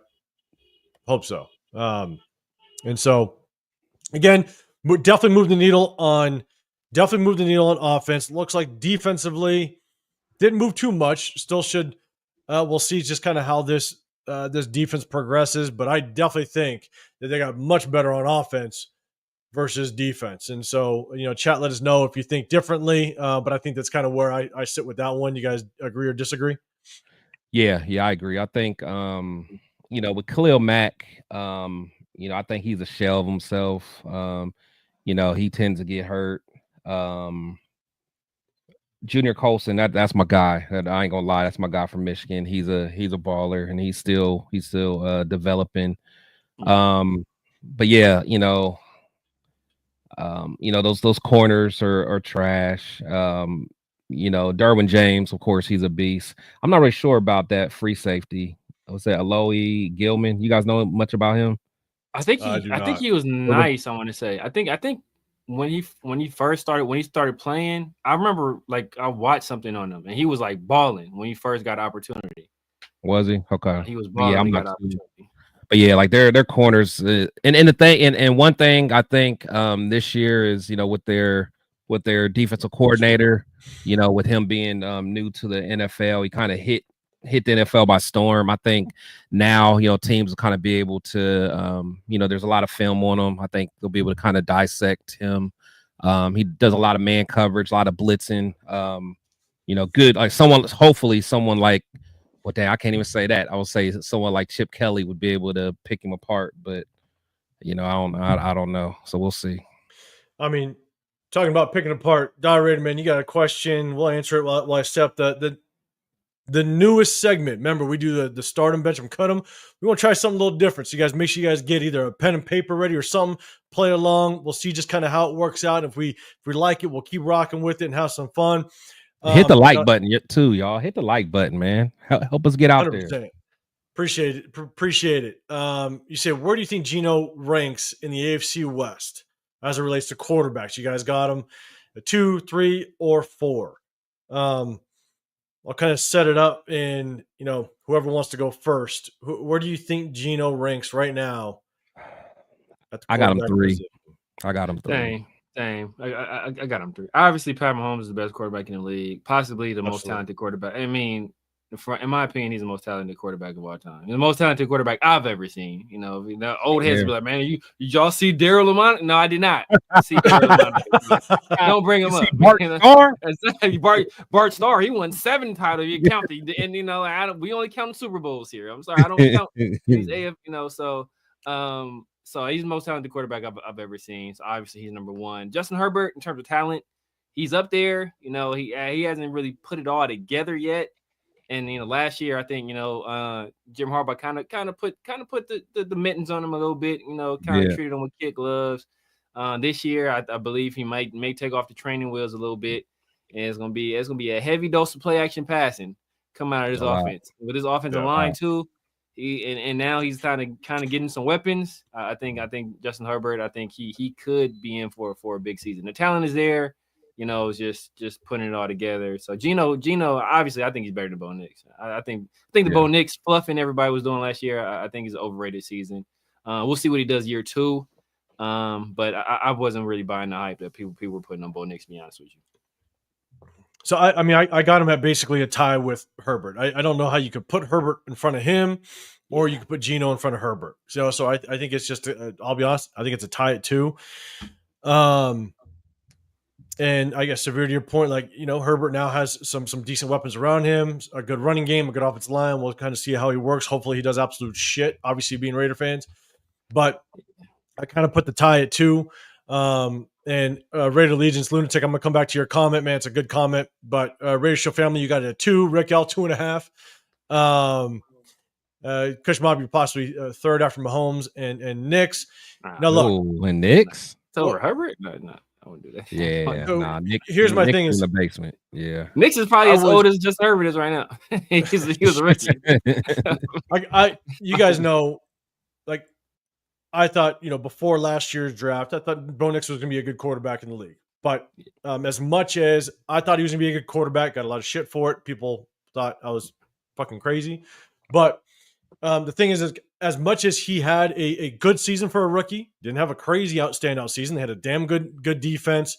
I think Sean Payton knows how to use him. As much as he had a good season, it still takes about 3 years to really figure out what a rookie quarterback can do. Even if a rookie quarterback has a bad season, you still got to be able to build around him through drafts, through free agency, but also opposing teams now get, like us, we get to draft to battle Bo Nix. We get to bring in free agents to battle Bo Nix. We get to scheme against Bo Nix. And so we'll figure out how it works with him. But I do think, at least for me, Gino is a tie at 2. Judah Joe Black, you're at 2 as well. Raquel Herbert is talented, but he can't win the big one. Especially with Cam Miller. Especially when we get that timeout game. I'm assuming something's going on down below. Cam Miller is 4. Dude, we got is Cam Miller from Australia? I got to do some research on this. Is he from Australia? So, Lunatic Man, you're saying Kappa's rating took a hit because of his pass protection grade. Okay, run blocking, he ranks 2nd on a Bengals O-line and only had 2 penalties all year. So that's good on penalties. The only problem is, man, that Bengals O-line was not very good. Exactly. That's the problem that I kind of have. But look, the only thing I can say is that he has had good years in the past, obviously, especially with the Bucs. Sometimes offensive linemen try a little too hard to make up for what's around them, and so it kind of hinders their performance. I hope Spytek and Tom Brady know something we don't, and he can't come out and ball. So we'll see. That's if he does get the starting position, but I will be cautiously. I'm not even optimistic. I'm cautious to say that he's going to be good. But I appreciate kind of just throwing out those stats because it's good to know. Yeah. Like Sensor McCormick was our 2nd best running back last year. He was the number 2 running. It's like deep dive into those stats. Severe things. Nix is going to get sophomore slump just as it happened with CJ Stroud. I can see that. I can see that. I think CJ Stroud is way better than Nix too. So I think but I think the slump wasn't necessarily on CJ Stroud, man. That offensive line struggled. It was a bad offensive line, and his weapons continued to get hurt. Yeah, and when that happens, quarterbacks struggle across the board. Agree, but he didn't look the same though. I mean, just throws like. Because there was a few games I watched the entire game because me and my betting, so I'm watching the entire game and I'm just like, he just looks off, man. And I mean, granted, it is some with the rotation of the receivers. It was like all his receivers were hurt at one point, and the line, but it was just stuff. You're just like, come on, CJ, you got to be able to make that throw, especially when I got money on the parlay. You better make the throw, CJ. And you wasn't making the throw, CJ. That's CJ knew he was a Michigan fan, so he was. I see. He was selling him on purpose. CJ, he was wide open. He was selling. CJ's messing that parlay up without question. That parlay up. I knew what time it was. Jensen, you're saying Gino at 3, but within the system as opposed to Herbie, it's more like a 2.1. Nix will get his ass kicked next year. I hope he does. I hope that I'm completely wrong and he becomes a shit quarterback. Being a Raider fan, okay. Hopefully my assessment was wrong. So Daniel Kim, what's happening? Will he be able just to run Sean Payton's offense? I mean, because really, if he can just pick that up and just be a system guy, that may be good enough for them, honestly. But I know we'll talk about Denver next, but it's something. My pro con for next was Derek Carr. And that's what I think he is. I think he's he's good. He's tougher though. He's tougher. Yeah, he's tough. But is he? Is he? Because look, he left Auburn. Why did he leave Auburn? Because of the expectations from his dad. So that's why he left Auburn and went to Oregon. He spent 8 years at Auburn and then left and went to Oregon. Expectations there. So, but here's the thing. I don't. Here's the problem: is if he did that and all of a sudden he was just shit and couldn't handle Oregon, then I'd be like, okay, you got problems. But we went to Oregon and he balled. He did his thing, and so it's like I don't take that. He's a young ass kid. He went and balled over to Oregon, and so it's like I didn't.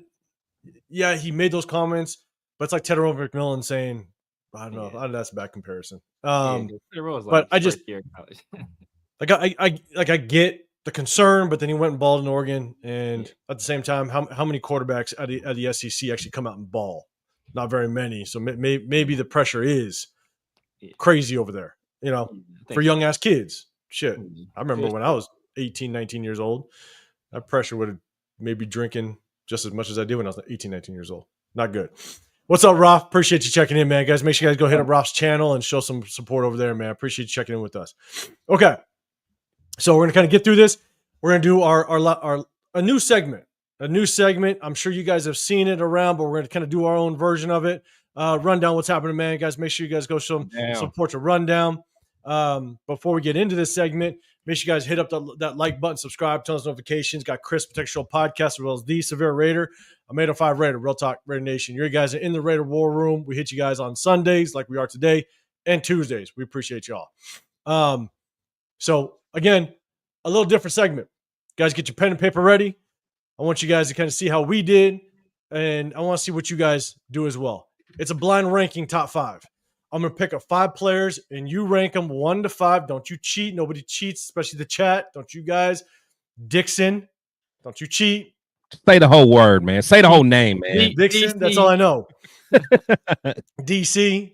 All right. So I'm going to pick up. Okay, so you're just going to give us 5 people, and we one at a time.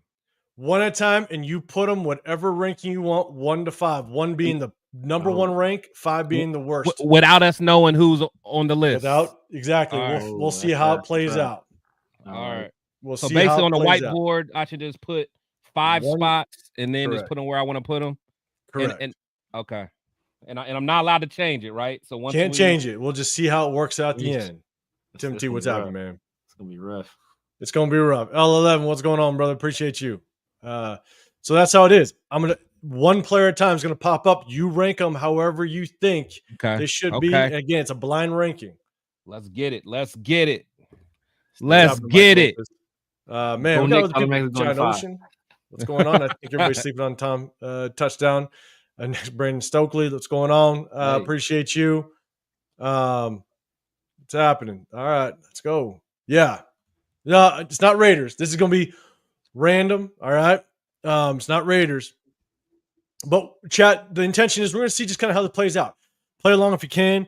Cool. Let us know what your ranking looks like. When you pick that, when that player pops up, put it in the chat. Just put the number 1, 5, 2, 4, whatever it is that you would put on your ranking. We'll have some fun with it. We'll see how it plays out. We'll see if we continue on it, and we'll see how we do. All right. So let's go. First player to pop up. He said Jacob Parrish is going to pop up there. Yeah. Oh. Oh my God. You remember that name, LS. You remember that name. All right. Okay. First player.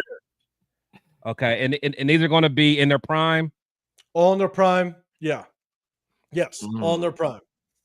So you can put anywhere 1 to 5, rank them wherever you want. Can't change it. You stick with it. We'll see how it works out in the end. LS, remember that. I have some trouble writing, y'all. By the way, man. So yeah.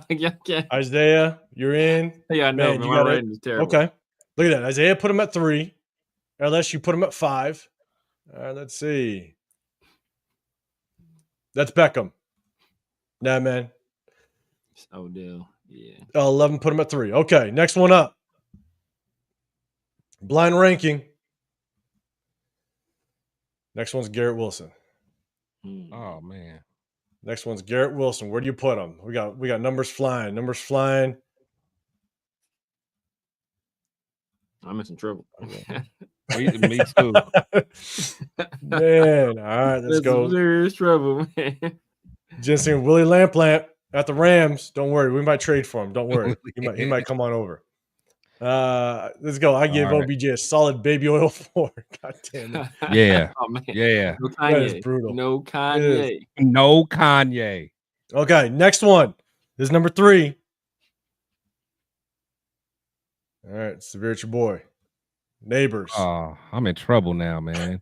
Neighbors, here we go. And chat, maybe put the name up next to the number just so I kind of stay in line. It's all New York receivers, man. Is that what you up to? We're sticking East Coast. It's East Coast bias. Yeah, man. I thought we were going something different with this, man. East Coast. Me up. Well, all right. And I'm gonna be curious to see how it all works out at the end. All right, let's see. All I know is these next 2 better be fire. Let's see. I'm in some trouble, man. Me too. This better be the next 2 better be some dogs. Let's put Neighbors at 3. Yeah, he pop up there with like the other New York Steve Smith. I'm done. my ratings is cooked. Juju Buck Neighbors. These next two better be some dogs, man. All right, yeah, Neighbors man. at 3. I'm okay. in trouble. Pillars are fun. Neighbors at 3. Okay. Isaiah 5. Dang, Neighbors 5. My dang. favorite. Oh, Jensen, you put do him at 1. All right. Okay. Oh, okay. number 1. Number 1. All right. Next up. All right. Number 4. This is the 4th person up. We got 2 more left. Next one. Okay. Got Reggie Wayne. Okay. Well, whoever this next one better be Jesus. Man, it better be somebody. God damn. Oh man, I'm not too mad at mine. I'm not too mad at mine. Okay, too mad at mine like right now. style. Actually, I'm not too mad at mine right now. I'm not too mad at mine right now. This is the last one. Rick L, I like your style though. He's putting it out. If this dude is trash though, I'm done. Hey y'all, that's Reggie Wayne, not Marvin. Not Marvin Harris. Yeah, Reggie Wayne. If that was Marvin, I probably threw him at 1. Yeah, at 1. Just I would have took it. I'm cooking. This next one, this next one. All right, don't piss me off with. Okay, the fact that this guy's gonna be in the middle, I think he's gonna be fire. I think he's gonna be fire since he's waiting to put him in the middle. To be fire. He gotta be a fire if he's in the middle. Oh man, I was like, and you don't know how much I ever thought I put into this last person. And we'll see. We'll see how it works. It's gonna be Darius Hayward Bay. Daniel Kim, my rankings. Darius Hayward Bay. If it's what's old boy that came out of North Carolina? If it's and what's the dude that came out of Hakeem something? Oh, Hakeem Nicks. Was it Hakeem Nicks? Yeah, Hakeem Nicks. Yeah, if it's Hakeem Nicks, yeah, it's a wrap. Yeah. DC, you DC for now. Damn it. All right, there we go. Let's go. All right, here we go. Last one. It might be Victor Cruz, bro. It might be Victor Cruz. I know. I saw a Cruz in there. Last one. Here we go. I'm Ross St. Brown. I'm cool. It's my dog. Okay. You know what? I think I'm solid. I'm solid. Yeah. You're solid. You good? All right. Let's go. Steve got it. OBJ 5. Russell Garrett Wilson 4. Reggie 2. Neighbors 1. I'm not too bad. That put Amron at 3. All right. Who's good? All right, chat. Who's good? Lynn Bowden Jr. Could you imagine? Oh my god. Man. Lynn Bowden Jr. Yeah, my writing is terrible, but all right, LS, you got your final ranking. Number 1, Amron, Reggie Wayne, Malik. Okay, that's not bad. That's solid. That's not bad at all. That's solid work. That's the good. Yeah. Johnny, oh man. Johnny Lee Higgins. Johnny Lee Higgins, my dog. Out of UTEP. University of Texas, El Paso. Yeah. That boy has some speed, man. St. Brown 1. That's fine. Okay, good. All right. So I want to see what the final rankings were for the chat, man. Yes, Michael, it was USC. Don't say that out loud for severe, but yes, I'm not too mad at mine. Was USC. I'm in Ross St. Brown is USC, but Johnny Lee Higgins was UTEP. Yeah. Well, I think Mike Lopez is just saying USC because of Amron. Oh yeah. I mean, don't worry about it. He didn't do nothing. All right, Jeff. All right, so you had Odell Beckham at 5, Garrett Wilson at 3. I'm guessing Reggie Wayne at 4, Neighbors at 2, Amron at 1. I'm guessing. No, thumbs up.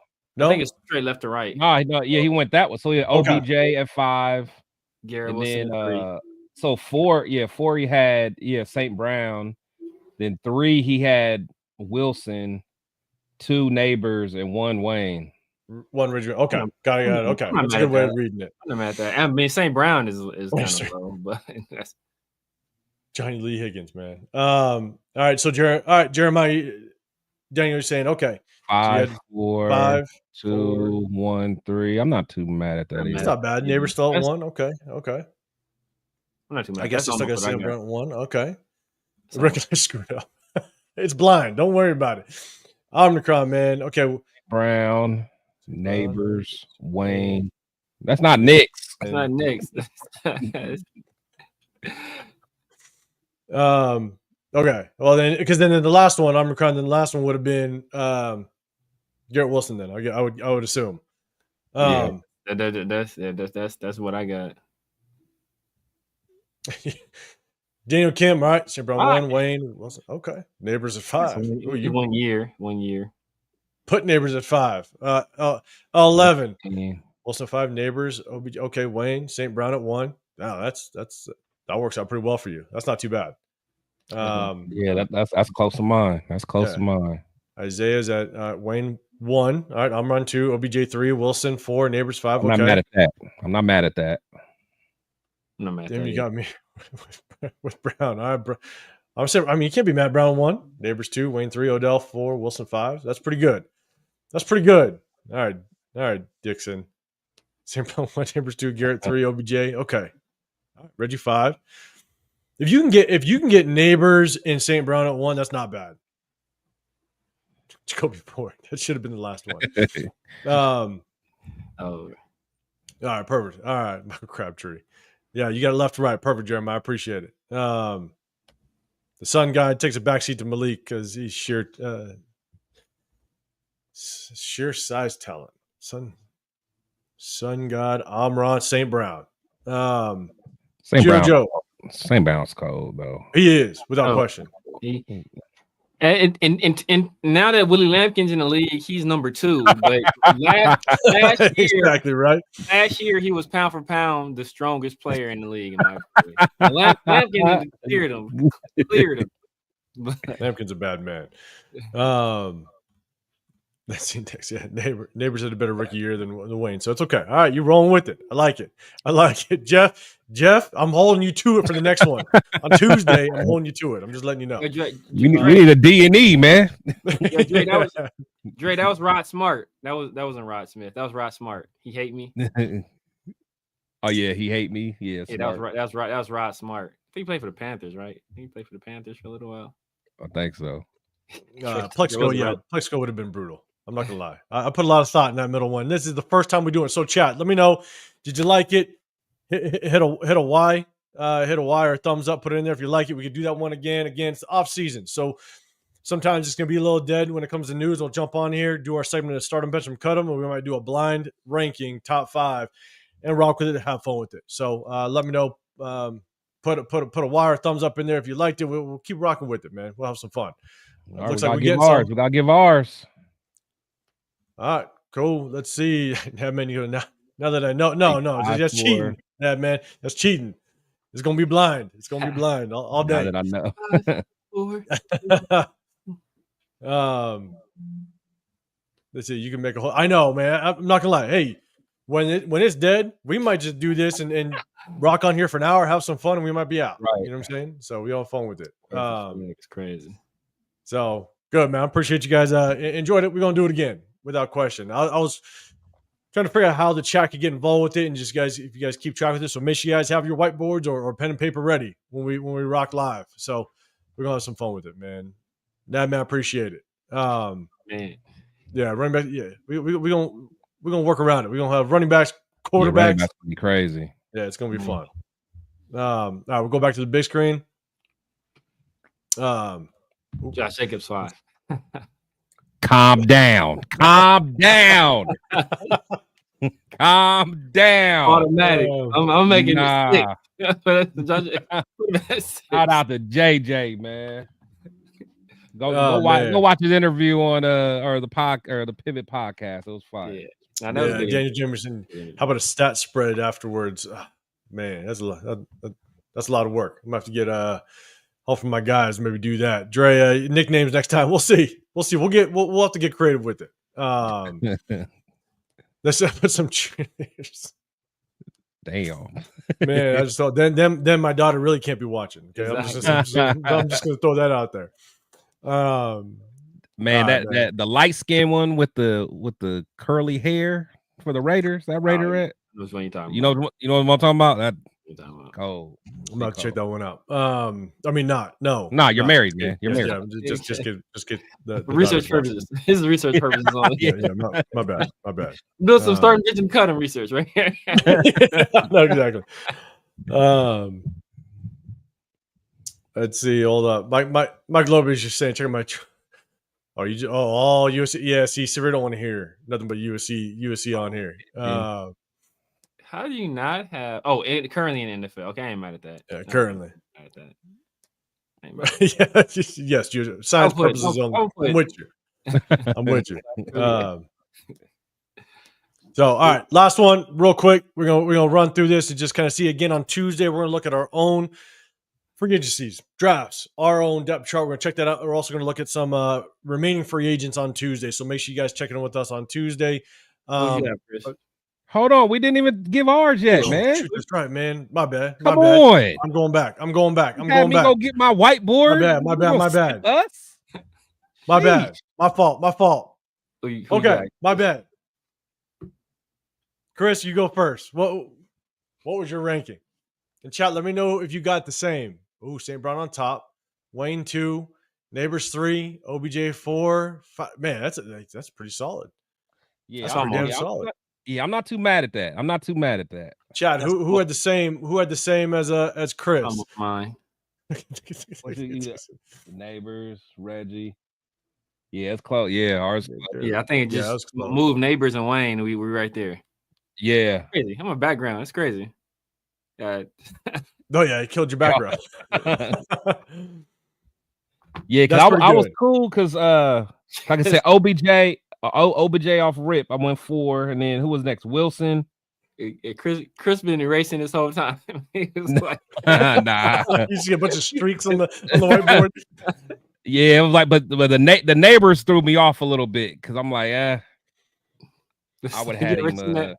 You ever seen that episode of The Simpsons where he was like, "What color is my tie?" He was like, "Oh yeah." He's like, "I'm not wearing a tie." I'm not wearing it. Oh man, damn DC man, why I have to cheat, man? You see, this looks clean, know, man. Baby. This looks clean right here. Look at it. Yeah, it's a clean whiteboard. That's a clean whiteboard. Baby. But Rick, y'all, you and Chris on the same page. All right, anybody who had the same thing as Severe, let me know. Movie lights. He got them expensive lights. I can see it in his reflection. He got the light with the umbrella and the little kind of soft covering. All right, see that? Yeah. Yeah, you see that right there? Yeah, we got the. That's good stuff, man. God damn it. My lighting still be messed up half the time. Oh man! All right, let's go. All right.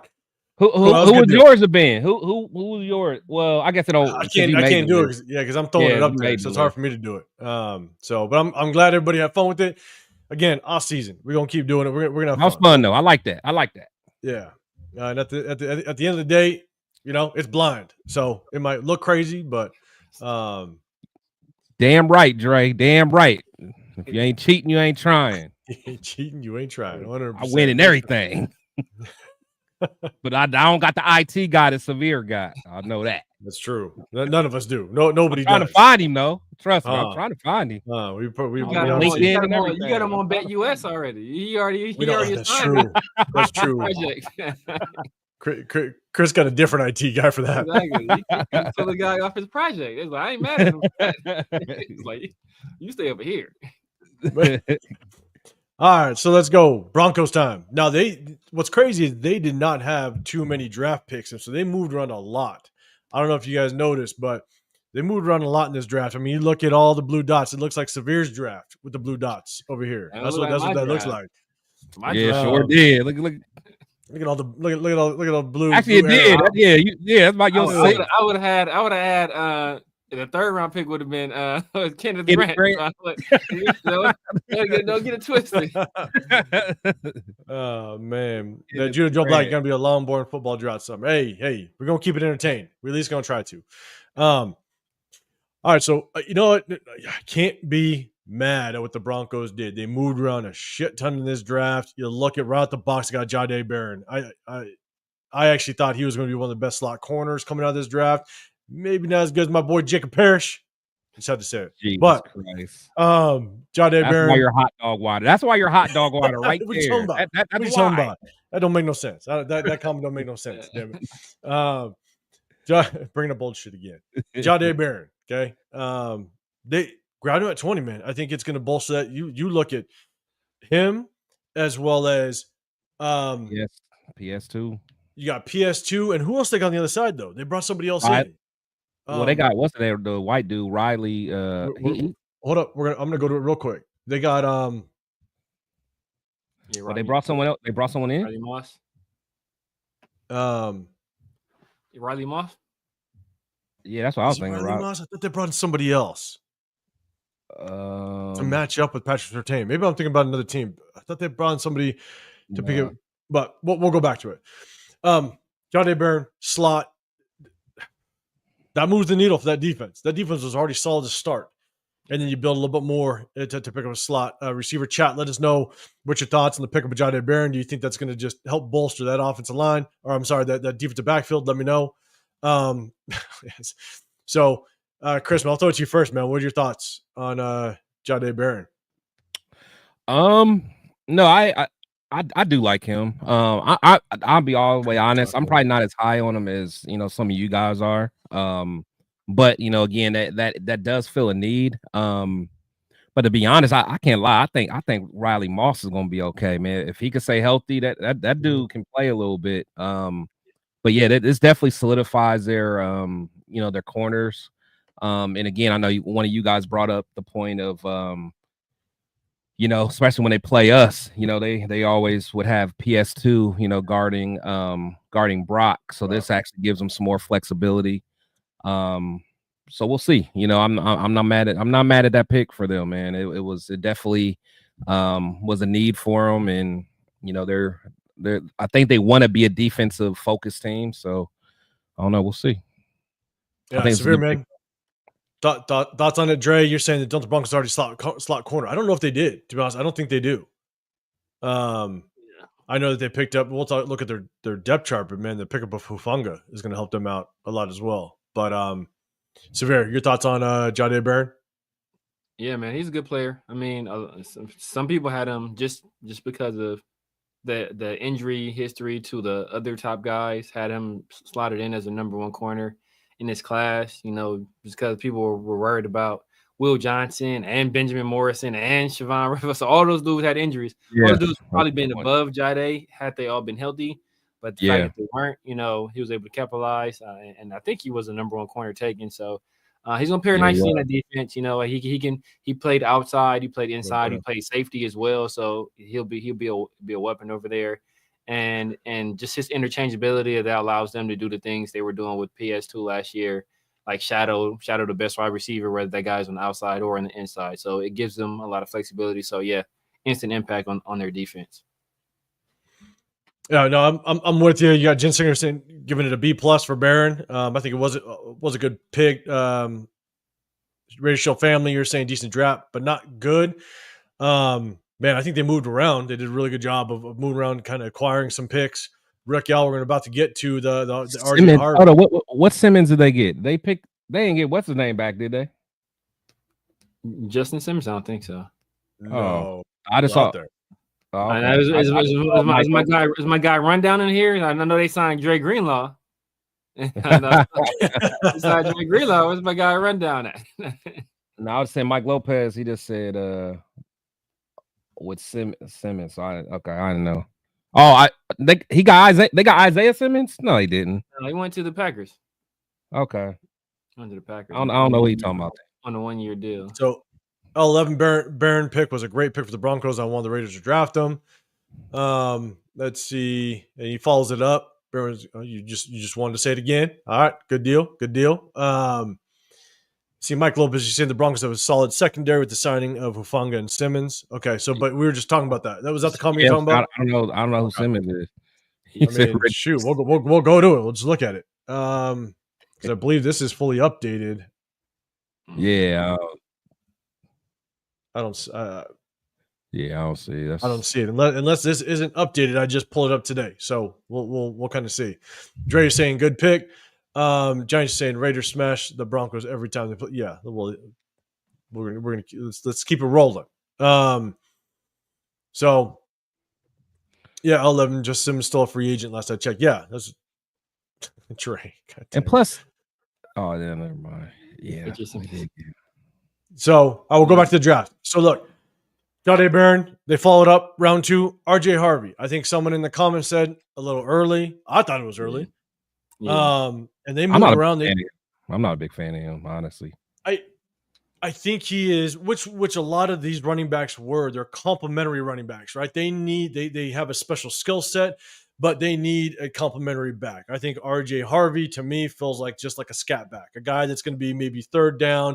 You get him out in the open. He's not going to run between the tackles too much. You got to get him in open space. So is he a featured back? I don't think so. What wasn't Travion still on the board then? I think he was.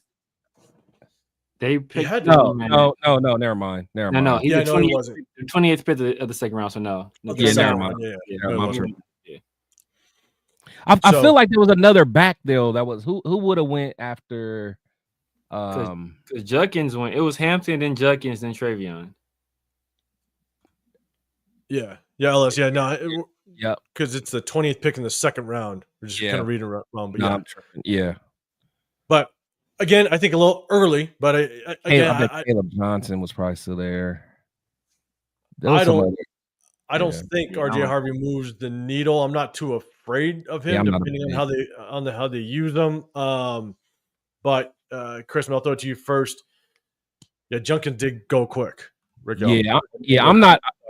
I'm not too big on him, honestly. I think they still got some guys there. I think the guy from who they got last year from Notre Dame, Estime, I think he could still be okay. Then they got the one guy, the quick dude from Youngstown State, McLaughlin, I think. He's fast. He played pretty decent, at times. And I know they got what's his name? So you say you don't know about them Youngstown cats. I know. Yeah, I know about the Youngstown, man. So they got a couple guys, but honestly, I'm not.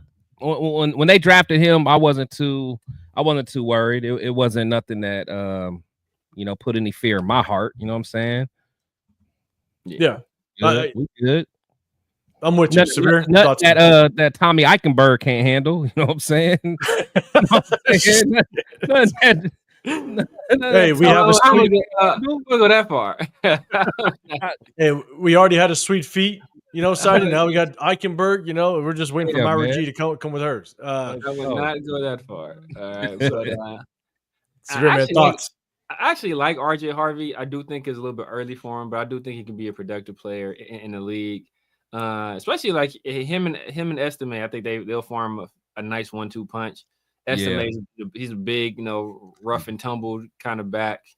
3 yards in a cloud of dust type of dude. But RJ Harvey, he offers you a little bit more speed and shiftiness. So I think they'll be a nice tandem. I think it'll be a nice tandem. Like I said, I like the player, but that is a little bit early, in my opinion. Yeah, I mean, I'm not bueno. What's going on, man? Appreciate you pulling it up. But they always have us picking early. Don't worry. They always have us picking us early. That picture is hilarious. If anybody knows where that picture is from, that is hilarious. Mike Lopez, don't sleep on Amari Gainer. I'm with you. I think a lot of us know I was high on Amari Gainer. A lot of us were high on Amari Gainer last year when he entered in. We'll just kind of see how it progresses for him. He's got a lot of development. But yeah, I think we're all excited to see just kind of what he could do. Hopefully he gets more opportunity. Jetty Barron was a B because Hampton was there. A much bigger need. I was scared they were going to get him, honestly. Man, the Broncos fans, all the Broncos fans I know, they were like, man, we need Travion. We get Travion. We cold. Like that. All of them were saying Henderson? Yeah. Yeah. Yeah, because, that's the thing that they needed. Like, their running back, that backfield was brutal last year for them. Yeah. A much bigger need. RJ was a four-round reach. I agree. I wasn't that high on him. I really wasn't. We're gonna get to Pat. Was at least a full round reach. The rest of the damn near UDFA quality and a kicker overall grade D plus. Man, you got a D. So here's the thing. What's really hard, to be honest, is if we base the grades off of the mock drafts we do, the simulators, it's really tough because I honestly think the mock draft simulators have almost zero depiction as to what the true grades are for these front offices. I think that's the hard part. And I know I've said it when we first started doing the mock drafts. I was like, I like doing them. It's entertaining. But man, I think front offices have completely different values on these players. And, we'll see how it works out. Hence, Shedeur Sanders. So we talked about RG Harvey again. Not too afraid of it. Again, I think it was a big reach. The only way Tommy Eichenberg is gonna pop off some helmets is if he gets a job as equipment manager. That's the only way he's popping off a damn thing. Hey, where's the flag, man? Hey, if Tommy Eichenberg starts balling, you come back on here and you let Severe know. You let Severe know. The first one to give him his praise. I've been cooking that dude like the rest of the team been cooking him in practice. And it's all because you wanted old buddy from the Saints, man. Man, I still all because you wanted him. I still rather have him than Tommy Eichenberg. What up, Nazo? Appreciate you rocking with us. Okay, so next up, Pat Bryant. My initial thought is I actually liked Pat Bryant. Pat Bryant was one of those third, fourth round receivers that I wanted to target. It was between Pat Bryant, Savion Williams, Torrey Horton, and the Deontay Thornton, kid that we picked. Like those were the four receivers that in the third, preferably fourth round, that's who I was targeting. So for them to get Pat Bryant, I actually thought was actually a damn good pick, in my opinion. I think he's going to add some value to this offense, especially the height, his ability to go up and get the ball. That's just another weapon for Bo Nix on that offense. And so I think that was a good pick, and I think it moves the needle for them a little bit, especially with Courtland Sutton on the other side. And I think they lost Tim Patrick last year. I think he went to the Lions. So I think he's going to truly be their number 2 over there. So we'll see how it works out. Severe, I'll throw it to you first, man. What was your thoughts on Pat Bryant? Who else they got? I think that was kind of early, man. As Jensen said, I was thinking like late 4th, maybe 5th. So to get him like early 3rd, that's kind of a reach for me. He's not a super speedy guy. I think he's like 6'1", 6'2", or something like that. More of a big body receiver, kind of a jump ball guy. Illinois did throw the ball a whole lot. So, he's used to, being in a heavy passing system. They're up there with Cal McCord. He caught a lot of passes, but he's not a guy, like I said, I didn't have him on the radar until like the 4th, 5th round. So that was too rich for my blood. But we'll see where he slots in. The Broncos didn't have a whole lot of weapons. And the guys they did have, Courtland Sutton is hurt all the time. I forgot who the other guy. They had the speed receiver out from Oregon. I forget his name. Yeah, Franklin. No. Yeah, Troy Franklin. Troy Franklin. Yeah. And Troy Franklin is like a drop waiting to happen. So, we'll see where Pat Bryant slides. And I expected them to go after Tez, but I think somebody ended up swooping they got him before he came up. Yeah, Tez in like the 7th. I think Tampa Bay swooped him in like the 7th or something like that. So, Pat Franklin doesn't put any fear in my heart. So you Pat Bryant? Pat Bryant, yeah, Pat Franklin. So and that's the thing, you pick him up to be a number 2. So we'll kind of see how that works out. It does kind of help complete this receiver room. But man, then the next pick, Savion, you got Savion Jones, edge rusher from LSU, kind of building up that edge rushing room. Then you followed up with another edge rusher. Was it Q Robinson? Yeah. Alabama. I kind of like. And they pick a punter. But what are your thoughts on those 2 edge rushers, Chris? You have any thoughts on those 2 edge rushers? To be honest, I remember hearing about Savion Jones, but it wasn't nothing that was, nothing out that really sticks out. With Q Robinson, guy from Alabama. Again, I mean, I really think what they're trying to do is just get some more speed. I mean, because really on their D line, I'm trying to think who their edges were anyway. Actually, we might have to go to their depth chart, but I feel like even though their defense did get after it, I just feel like their ends weren't necessarily who are their ends actually. So I'll go over like John Franklin Myers. I like him. Yeah, they got him from they got him for cheap too. They got him for cheap. Zach Allen. And Zach Allen. He's a bad man. Yeah, I forgot it. They were 3-4. Yeah, I'm about to say they're 3-4. So okay, yeah, they got those. Yeah. Yeah, they got Nick Benitez. Yeah, actually. Yeah, I kind of. Yeah, it's not too bad. Not too bad. Yeah, I was about to say. Now that I look at it, and knowing that they're the 3-4. Yeah. So I mean, honestly, but I do think those guys are just for depth and for competition. Now looking at that, I don't think neither one of them will probably get all that much starting time. They'll probably get some special teams and just be rotational pieces. So we all know, we always say it, right? You get somebody in the third, you're still getting projected starters, right? You're still trying to get starters. And so at the end of the day, we'll kind of see how the edge rushers work out. Severe, any thoughts on these guys real quick? Don't really know a lot about Savion Jones. Don't really watch a lot of him, but I did like Q Robinson. I think I think they got him. But his last pick was not the last pick of the fourth round because of comp picks, but late in the fourth. I think that's about where they'll get him. He'll be playing outside linebacker, unlikely. So, I mean, and they had a solid. I mean, they had a solid pass rush last year with the guys they had. I like John Franklin Myers. I like Zach Allen. I like Zach Allen. Yeah. He was coming out of Boston College. Like in John Franklin Myers, since he played for the Rams, so they had some pretty good guys already, and just adding some youth to that defense. I'm not mad at that. Yeah. Listen, so close to the team. Why don't you become a beat writer for the team? I'll go hang out the parking lot. I'll go sit at the gate. You know what I'm saying? Yeah, that's wild. That's what I'm gonna do.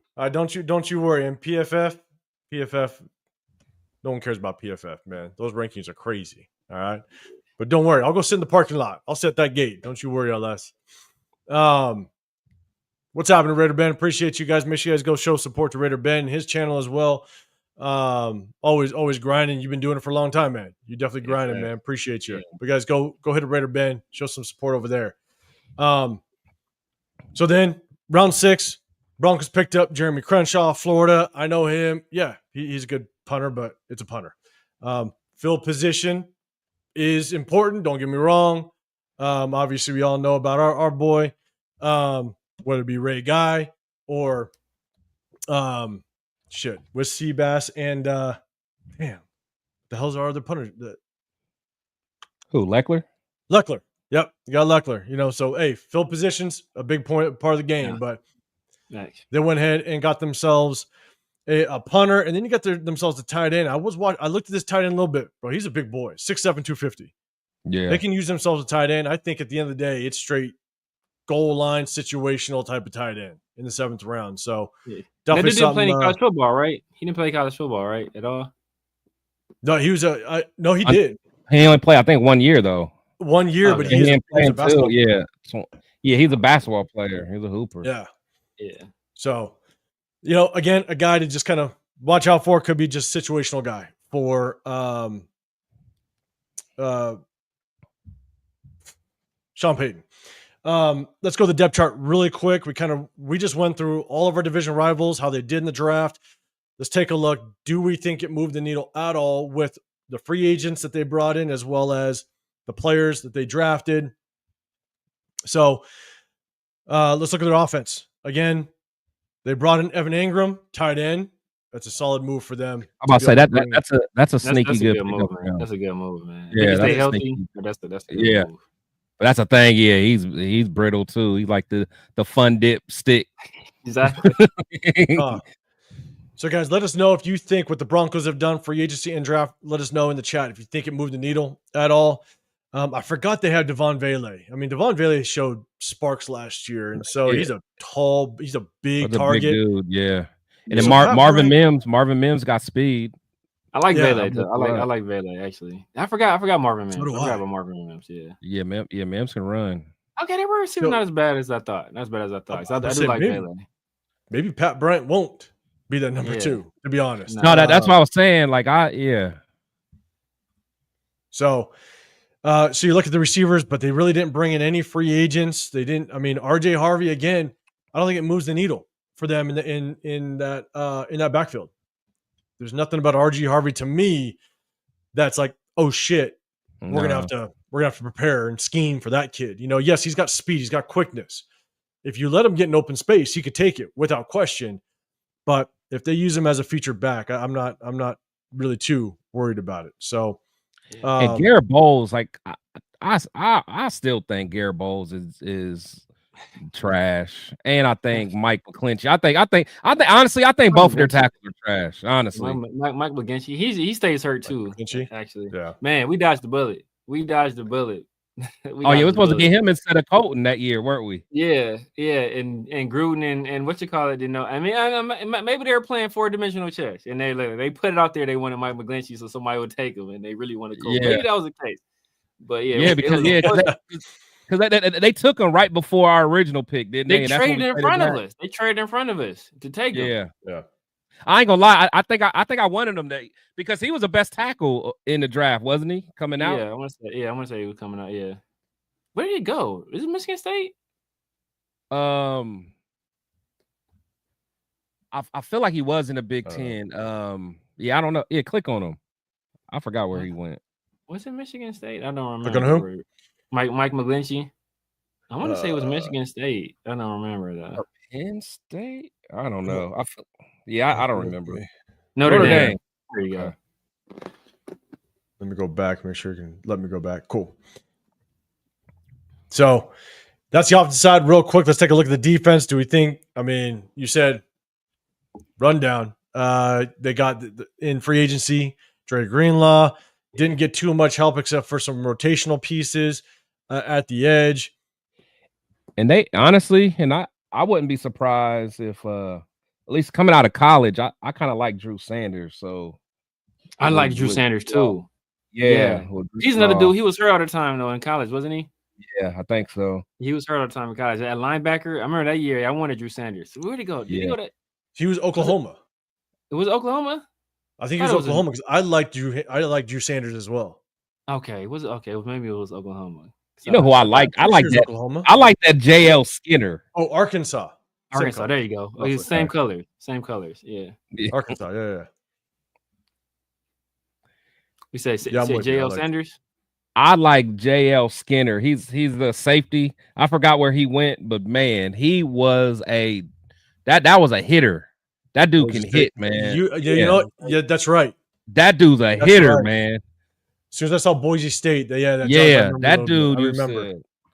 Yeah, I mean he ain't gonna cover work for damn, but thanks, Steve. He reminded me of Mike Mitchell when you look at his like tape. He was bucking cats, sticking.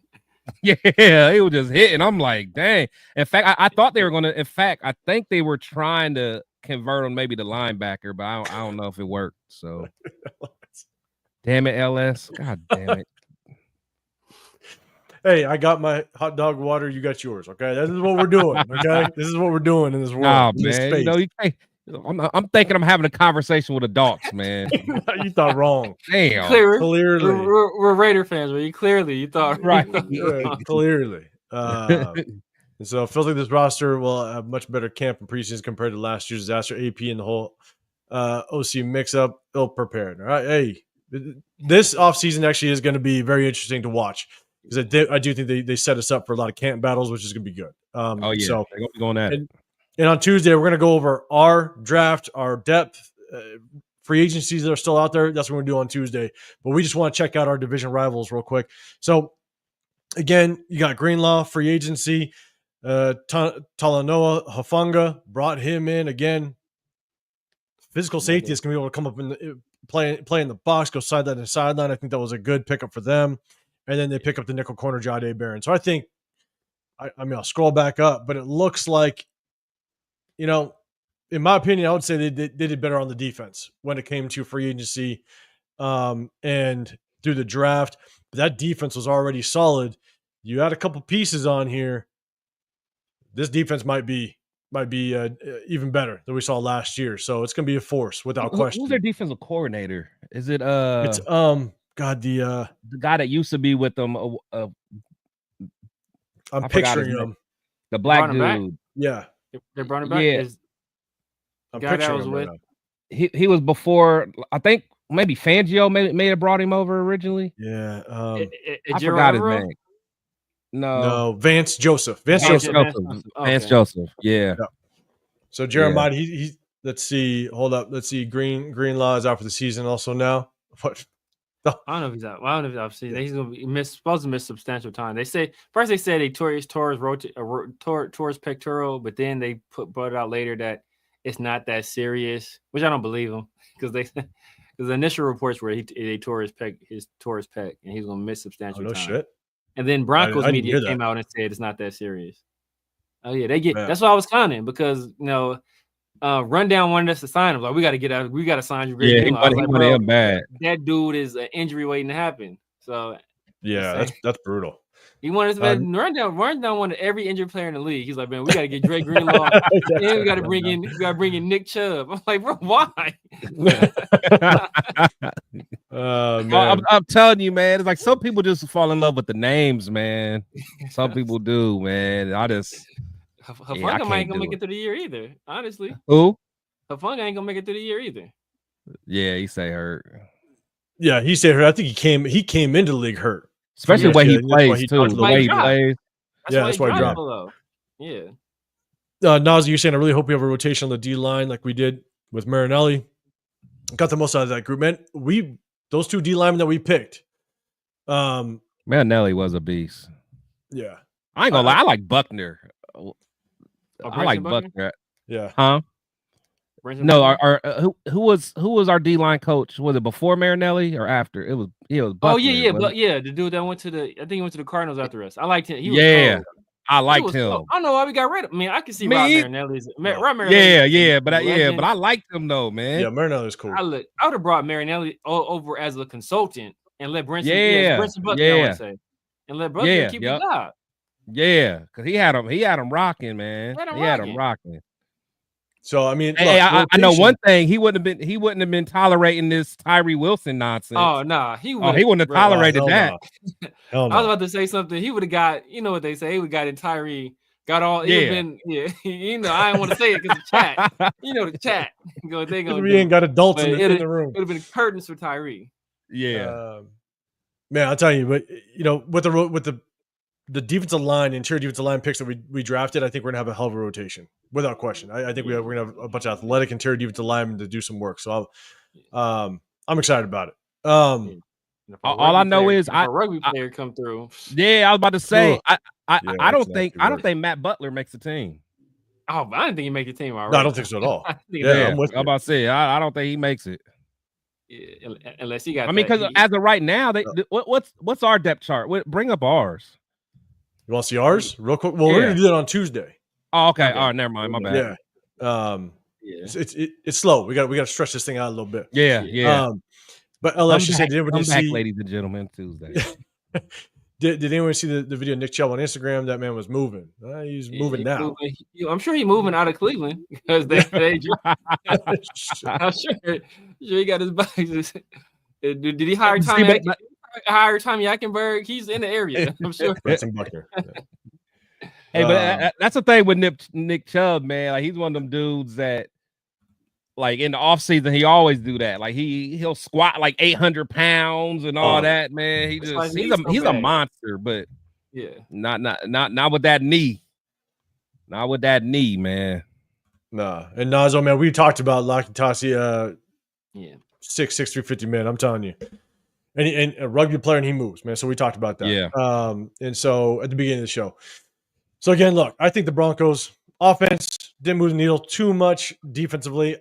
I definitely think that they've improved, and they already had a good defense. And so definitely we got to see just kind of how our offense can combat that. But there it is. We kind of broke down all three division AFC West rivals, just kind of their draft picks, their free agency moves.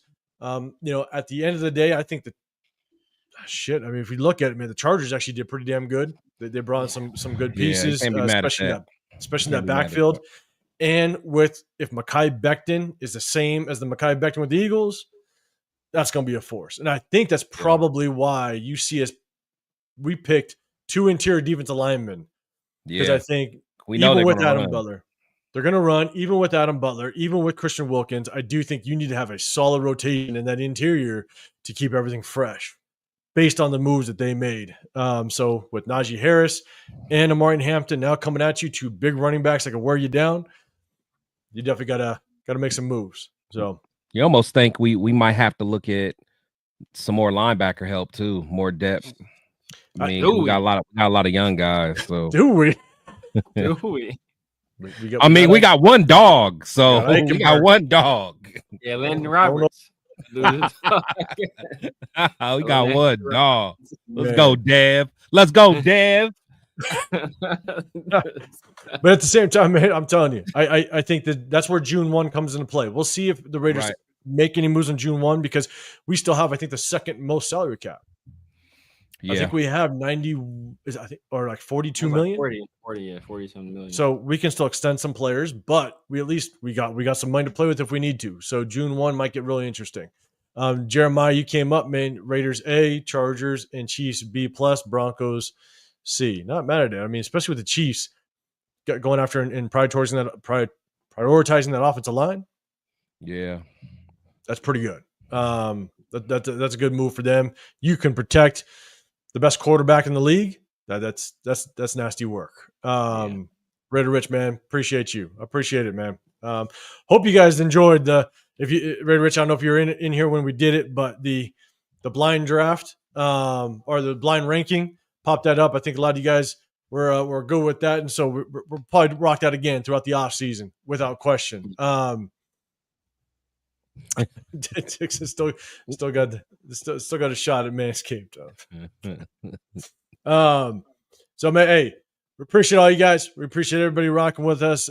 Again, you guys in the Raider War Room with myself, with Chris from Tech Show Podcast. You got the Severe Raider. I'm 805 Raider Real Talk, Raider Nation. We hit you guys on Sundays and Tuesdays, and during the season, we break down film after every single game. So make sure you guys hit that notification so you guys do know when it goes down. But Raider Rich, man, if I didn't say it, I think I did, but just in case, man, I appreciate the super chat, brother.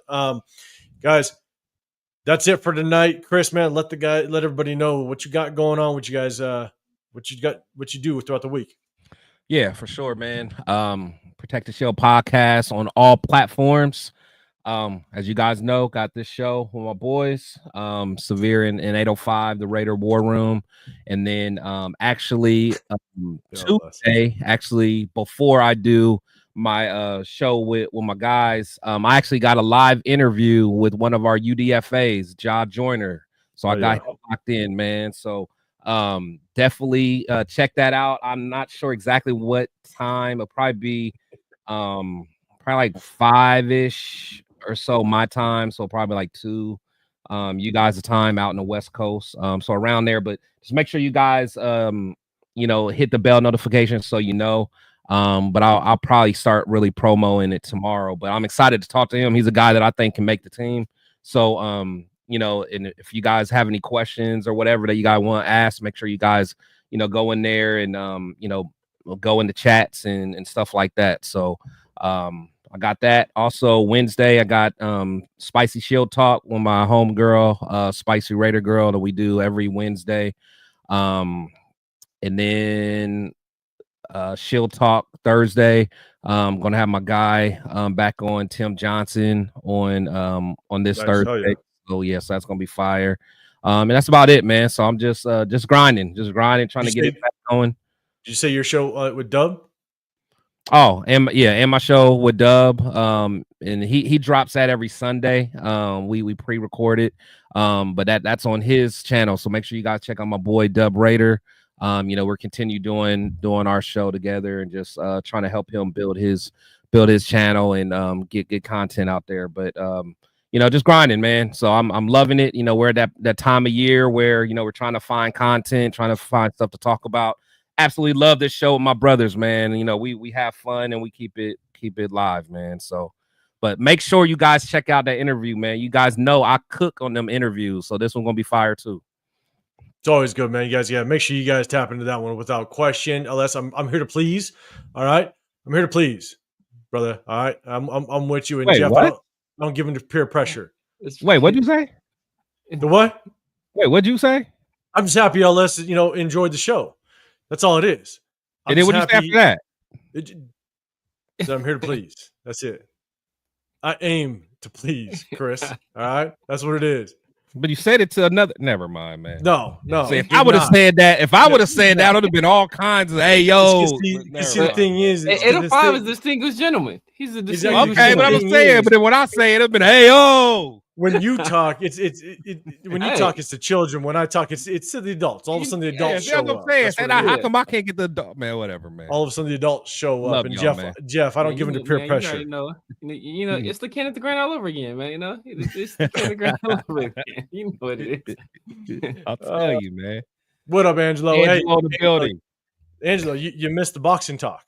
You missed it. Angelo. We talked about boxing. We talked about how that Friday night event set you guys back, and I'm saying you guys because you love your boxing. It set you guys back. Set his boy Ryan Garcia back. Decades. And we're just ending, Leo. All right, Angelo. We're just ending, so we can't pop you in to talk about it. We don't want to be. I know he's probably hitting us up right now. Like I want to get up. Like, let me get in there. we might find some time, brother. But I appreciate you checking in with us. But Severe, man, let everybody know what you got going on. Yeah, you guys know what it is. The Severe Raider here on YouTube, on IG, on Snapchat, on TikTok, on X, basically everywhere. The Severe Raider here every Sunday night with my guys in the Raider Roar Room, man, as well as on Tuesday the Raider Roar Room with the fellas, and then the 50-50 show. This last week we didn't do the Around the Shield. We're gonna be back on for this week though, so make sure you guys tune in for that. Make sure you head over there and hit the likes on both my guys' channels. Make sure y'all sub to both my guys as well. Make sure you check out Chris' interview, man. I was just watching his Bruce Gradkowski interview the other day. And Chris looked like the coldest pop locker of all time. If you ain't seen that video, Chris looks like the coldest pop locker you've ever seen in your life, bro. He looked like, just watch the video. You know what I'm talking about. He looked like he's about to go in the back. He know what I mean, too. I know. But I've seen that interview, too. Chris kills it on those interviews. Gradkowski is my dog.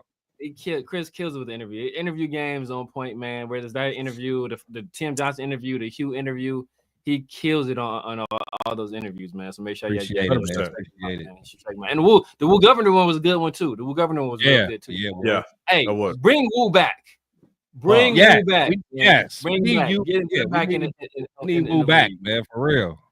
Wu could play, man. I thought Wu could play. He should have made the team. Yeah, I thought he was gonna make the team. Better than MJ Devonshire, but not MJ Devonshire too. So he's all that. But hey guys, here we go. I know. We opened up the gates. We can't open up that one. But man, Angelo, man, we'll probably try to chop it up with you again. That dude is a beast, though. That dude is a beast. Who he's talking about, though. He's cold. He is a beast. Yeah, but I can't watch dudes that's under 5'5" hitting each other. It's like he's Trey Tucker size. Trey Tucker tower over that dude. Right? I know. No, that dude's cold though. He's cold. He's cold though. He's a monster. That's why I call him. But hey, you guys, appreciate you guys. Remember, real quick, May 17th, Bakersfield, California, Raider Nation Summer Kickoff. You guys are in the area. Go check us out. We're gonna be there. We're gonna chop it up, put names to faces, have a good time. So you guys hit us up on social media or in the chat, or make sure you hit that notification. Hit us up on Tuesday when we go live again. Let us know if you're gonna be here. But hey, I'm 805 Raider, Real Talk Raider Nation. I rock out with my guys and I do my own individual videos, but I also try to jump on with some of the other guys in this space and just show some support. So, but hey, every Tuesdays, every Sundays, you guys know where we're at. Make sure you guys hit that like button. Make sure you guys subscribe. Turn on those notifications so you do know when we go live. We might hit you guys after the schedule release. Next Wednesday, I believe it comes out on the 14th. So make sure you guys hit that notification because we're going to chop it up with that schedule release, because once that schedule release hits, June 1st is when everything will start to pop off again. So, guys, make sure you guys hit that like button. Go subscribe to my guys as well, Chris Protect Show Podcast, as well as the Severe Raider. I'm 805 Raider, Real Talk Raider Nation. We appreciate you guys. Did you miss one of Jeff's super chats? No, he talking about the one he put it up on the screen, but he wanted him to say the name. No. I didn't miss it. I didn't miss it. Yes, Angelo, May 17th. Hey, if you guys let me know if you message me if you're rolling out there, man, because I'm driving out there with Raiders for Chris and Lunatic. Power Raider might roll with us. I'm linking up with him. If you're if you're rolling, man, we're all rolling. Let me know. Hit me up on message me on IG, brother. So, guys, hey, everybody, appreciate it. Have a great rest of your Sunday. Have a great start to your week, and we'll see you guys on Tuesday. We're out of here. Happy Star Wars Day to all the Star Wars people. Jesus, May the 4th be with you. I knew that was going to happen. All right, we out of here. Appreciate you guys. We're out.